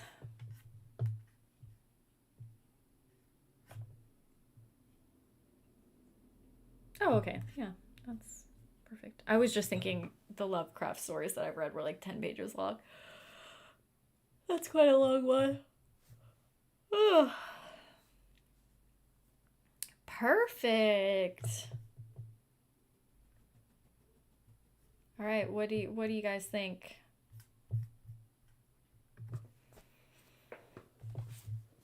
Do you guys like how book club is set up? Do you guys have any other suggestions or ideas on how I could make book club better? Or do you like the way that it is now? Let me know. I will also, if you guys want, like I said, more time, I'll post on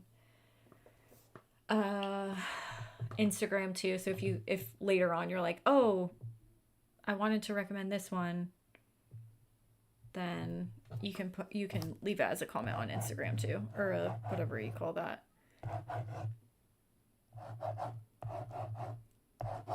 And then I will ask the Instagram people, you like the wheel spin? Okay, cool. I think that's what the consensus was, because at first people were like, no, keep it how it is. Like, it was, I mean, most people wanted to try the wheel spin, but a few people were like, no, let's keep it how it is.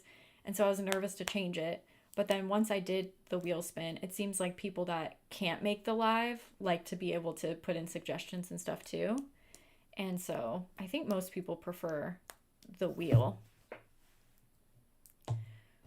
So we shall do that.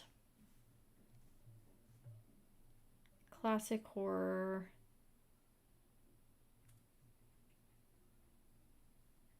Yeah. That'll do it. I'm thinking, like, are there any classic horror books to put in? But I think you guys kind of nailed it. I'll look through and see if there's any other books that I might add, maybe. I mean, it really makes no difference how many or how little there are. since it just randomly selects 6, you know? But it does make it cool that everyone kind of gets to be included and more people have their options picked. So I like that. And some people watch this afterwards, you know, some people can't make the live. So I like that they can be included too. And oh yeah, I apologize for all the freaking issues earlier. I should really not try to do a live stream without Brian being home because I can never seem to figure it out myself. Oh, the wheel of topics. Well, the same thing because you guys give the categories too.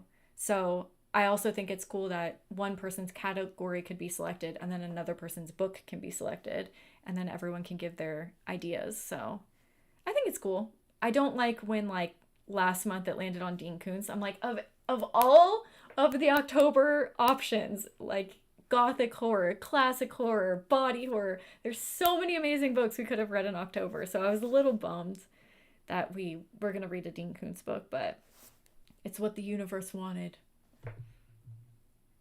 So I'm fine. I'm fine with it. I think it's cool. Do you guys have any plans for the rest of your evening?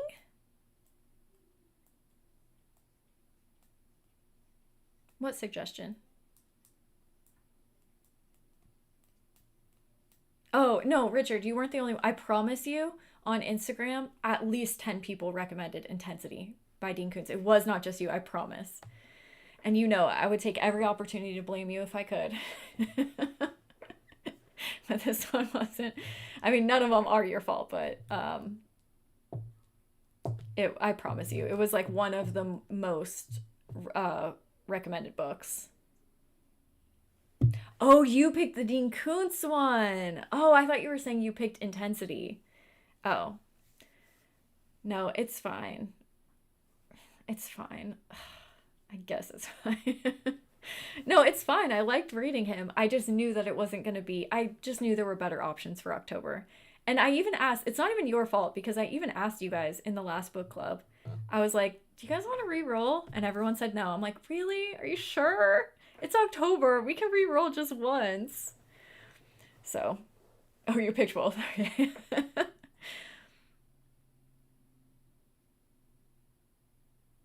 Okay, more reading. Those Across the River. I don't know what that is. Let me check. Anyone else have any plans for the day? I think I'm just going to read too.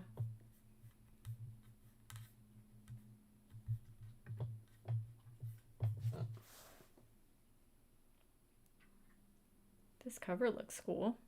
Frank hopes to write a history of his family's old estate. It comes with shadowy woods across the river. Cool. This looks spooky. I like that.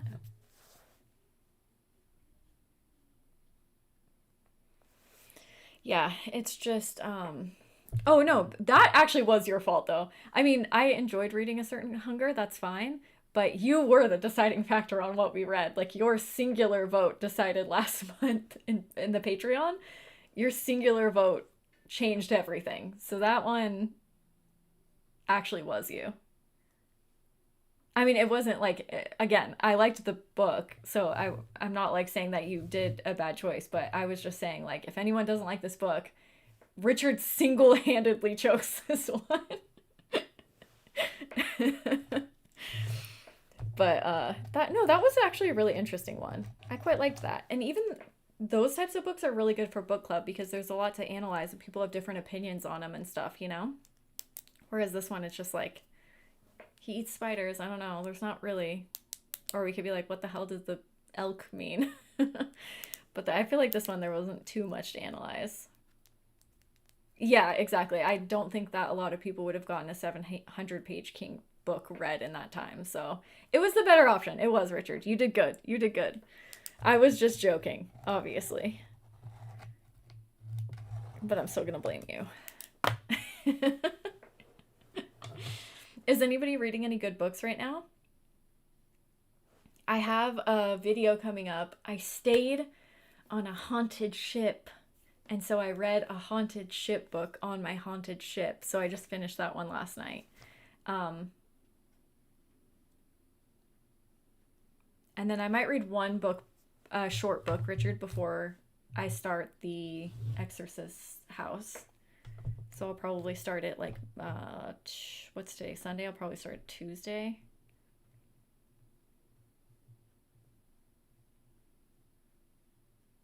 Hmm.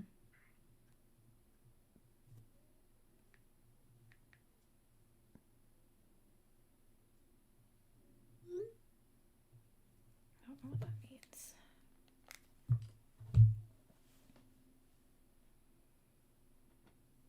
Oh, how is that one? The reformatory? I have seen this one. I've seen actually I think didn't you just read this one? Or someone had just read this one.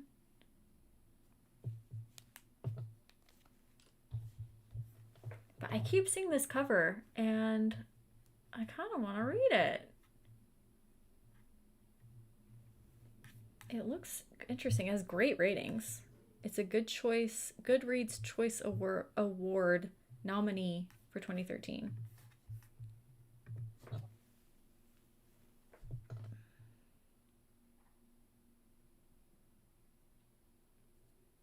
Oh, you're already in the winter? It got cold for us for. We had a little storm blow through LA, which was very unexpected. But yesterday it was like 90 degrees again. So back to summer. Back to summer for me. Oh, really? A 5-star rate? Dang. You like it so far. I'm gonna have to pick that one up since you guys say that it's so good and it has such great ratings. It's a horror book, right? Or a thriller, maybe? I think she writes thrillers. Yeah, I'm gonna have to read that one of these days. Naomi's Room.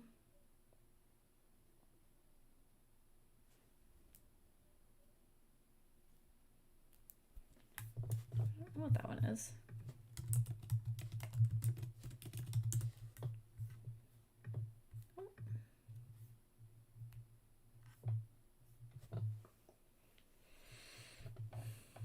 A young, happily married couple inhabiting the privileged world of Cambridge Academy, brimming with excitement. Oh, Christmas Eve.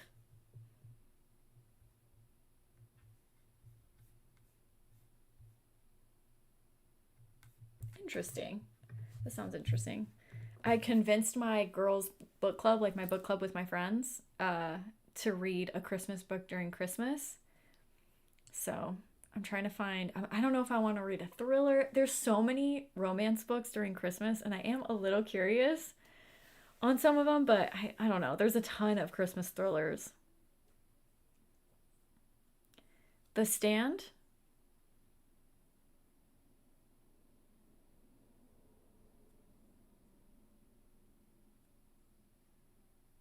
Hmm. I shall try. I think I do have one of her books, that writer. How do you pronounce that? Or actually, I don't even know if it's a her. Tananarive. What? How do you pronounce that? I am not sure.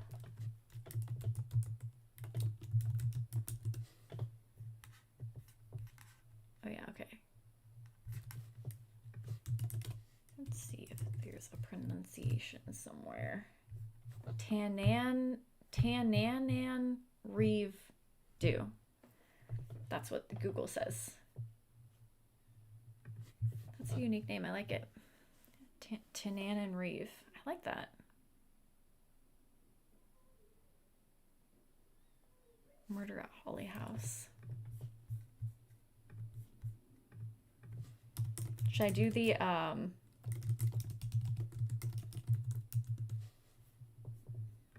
should I do the Clive Barker one?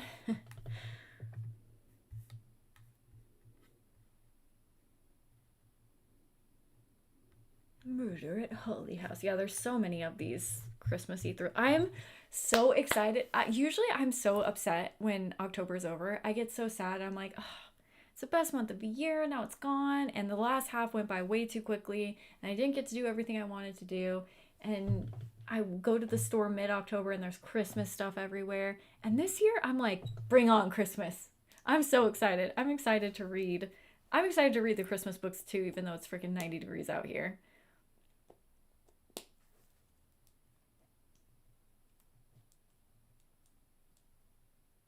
A Chuck Tingle book. Oh my gosh. They would kill me, but that would be so funny. Oh, there's plenty of Christmas ones. That would be so funny. Yeah, I wonder if they would absolutely destroy me if I made them read that.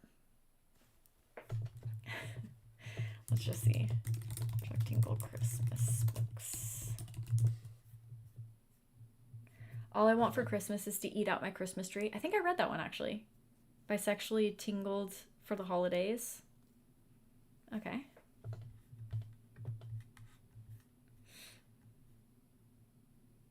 Scary Stories to Tingle Your Butt. Dude, I fucking love Chuck Tingle. This bisexual snowman carrot wiener is in my butthole. What's this one? Pounded in the Butt by Christmas Decorations. Yeah, there's a lot I haven't read actually. Holiday Coffee Cups. Oppressed in the Butt by My Holiday Coffee Cup. My Bizarre Obsession with the War on Christmas. Yeah.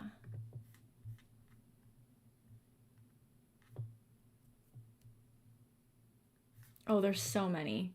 Rudolph the Red-Nosed Butt Raptor. There are a million. Bisexually Stuffed by Our Living Christmas Stockings. Oh, gosh. This man. What would they do if I put that one? Oh, maybe I'll send them one and be like, oh, should we read this for Christmas? And just see what they say. I think I'll do that. That's a good idea. I do. Actually, I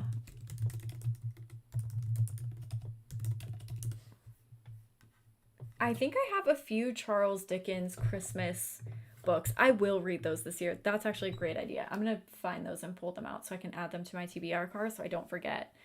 I got one free from Barnes & Noble, actually. It was like a little Christmas Charles Dickens book thing. And I didn't read it last year. I'll ask them. I'll be like, okay, so do you guys want to read Pounded in the Butt by My Holiday Drink? Or... Oh, they're gonna kill me. They are gonna kill me. My neighbor's 12-foot tall decorative Halloween skeleton gets me off. Also, she is a lesbian. You just can't go wrong, you know? How many of these books have I read so far? Too many, maybe?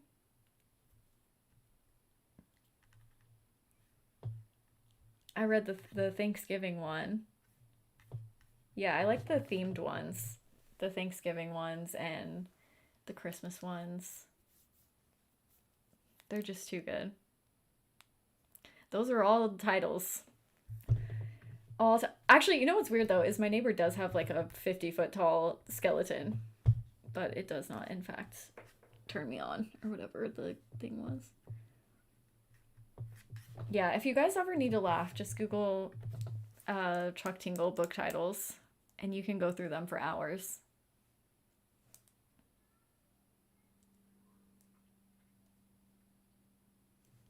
Wait, what do you mean worst book? Like worst book, Vengeance.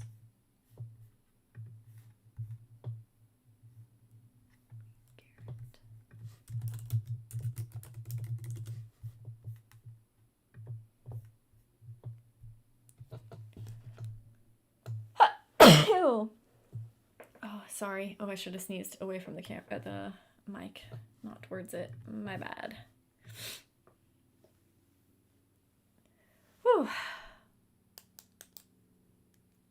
I've never seen that one, the Angel of Vengeance one.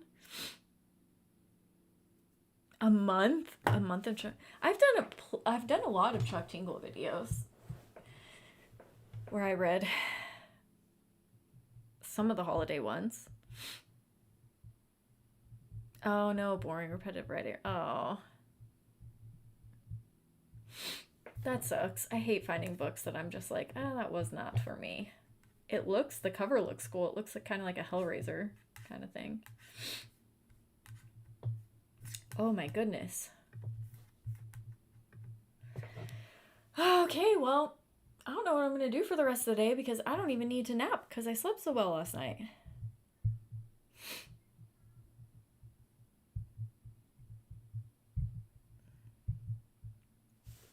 I guess I'll just read. And Brian won't be home for a long time too. I got the whole day. Just me and the dogs. What to do? It's too freaking hot to do anything outside. Let's see what the temperature is today. It is 83 degrees. Let me see what that is in Celsius for you.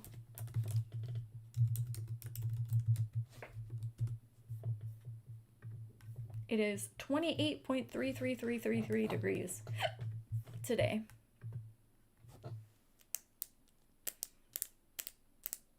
Okay. If you don't read it super fast, I'll catch up to you on Tuesday. I'll try to read it. I'll probably read it in a few days. So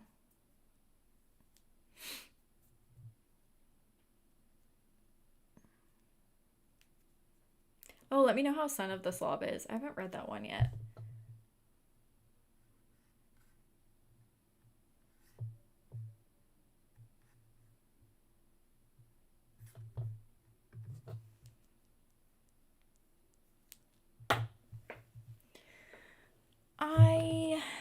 I don't know. I think I'm gonna start, actually, let me show you this book that I just got. It's pretty cool.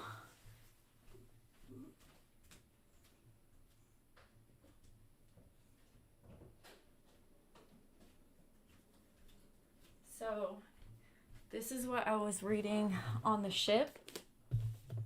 They Clung to the Hull by Ben Farthing. Have you guys read any of his stuff? Oh, I always leave my little guys in here. Anyways, I finished this guy last night. And I got that to read on a haunted ship. And then I think I'm going to start this Bloom book by Delilah S. Dawson. It just looks so cool. Doesn't it look so pretty? I'm not exactly sure what it's about, but it just looks neat. So I think I'm going to read this one. And I don't even think I'm going to read what it's about before. I think I'm just going to go in and read it. But it's a short one, so I should finish this in like, a day or so.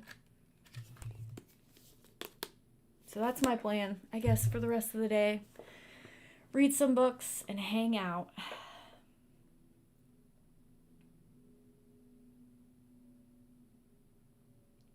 That's a good question. I don't know the first one that I ever bought, but I know the first horror book that my mom ever bought me was The Girl Who Loves Tom Gordon by Stephen King. And it was my first introductory to adult horror, because I read like kid horror books, and I was like blown away. I was sucked into, like, I felt like I was in the woods with that girl, and I was like, is this what horror is? And it was such a cool experience. But I don't know about the first, well, you know what, actually, to be honest, we did not have money growing up, so we just rented books from the library mostly. So I didn't really start buying books until I was probably like, I had, a book here or there, but I didn't have like a book collection or anything until recently. Yeah, we're reading House of Leaves right now. So if you go back to the live streams, we've broken it down each month throughout the year. So if you're having a hard time, maybe that might help. I don't know. But we're just taking it sections at a time. and it's been very helpful to read it with people because, yeah, it is a lot. It's not like a relaxing book that you can just sit back and read, you know? It's work. It is actual work. Speaking of that, I think our next live stream on here, I think my girls' book club is next month, so it'll have to be the 16th or the 23rd. And we'll discuss whatever chunk of House of Leaves that we were going to read for the next one. Yeah, I guess either date would work because Thanksgiving's not till the 27th. So, but yeah, we've had fun reading that one. It's been a full-time job, it feels like, getting through House of Leaves in like a good way. You know, it's a great book, but it is challenging. All right, guys. Thank you so much for coming and hanging out. I have nothing left to talk about. I am all talked out. This was interesting, but hopefully next month, because it'll be more of a horror book, hopefully more people will enjoy the book more. That's my hope, at least. But thank you guys for coming and hanging out.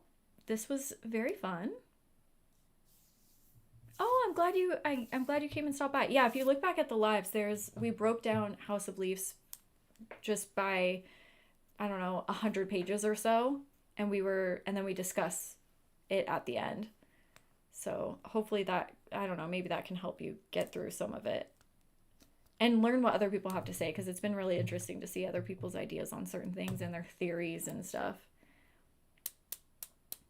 I'm not really a TV kind of gal. So I don't watch TV kind of ever. I'm more of a movie person.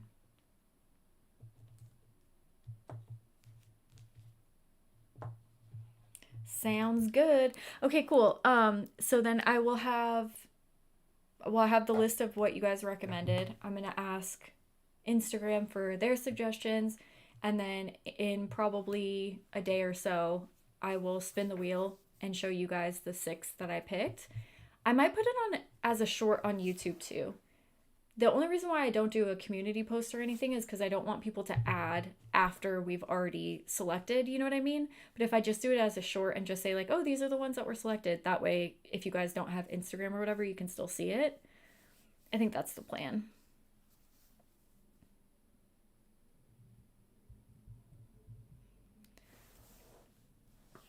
What's an air plant? Is that what this is?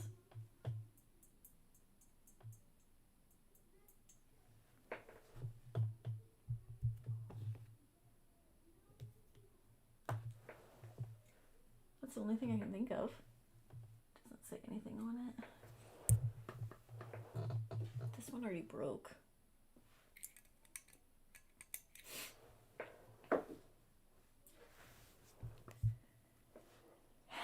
Okay, yeah.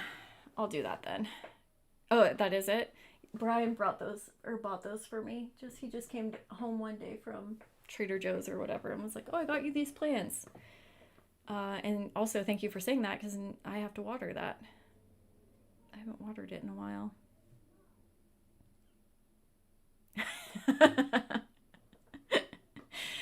Fingers crossed. You know what? Just every month, find some way to put in the monk. Like, it'll be body horror, and you'll be like, oh no, the monk fits in there. It'll be horror of the last 5 years. Oh no, the monk fits in there. Eventually, we will read it. That's so funny. Okay, guys, thank you so much for hanging out. I'm gonna go read, I guess, with my dogs. And then I'll have a video up Wednesday. Ow, my freaking hair always gets caught in my glasses. I'll have a video up, Thursday. I'll have a video up Thursday, and probably Sunday too, because I stayed at that haunted boat, and I really want to show you guys, because there's some cool stuff on there. I had a blast. It was so fun. So I want to show you and tell you some of like the ghost stories on the boat. So I'll have that up eventually sometime. And then I'll have my reading wrap up for this month too, which also I read some really great books. So excited for that. I also have a book haul to show you. I got a lot to catch up on. But thank you so much for hanging out. This was an interesting one. And next month, I'm excited to read some classic horror. Very excited to see what you guys choose from this list. Or I guess what the wheel chooses and then what you guys end up choosing. So I'll see you next time for that book club. Thank you. Thank you for stopping by. Bye, everybody. See you next time.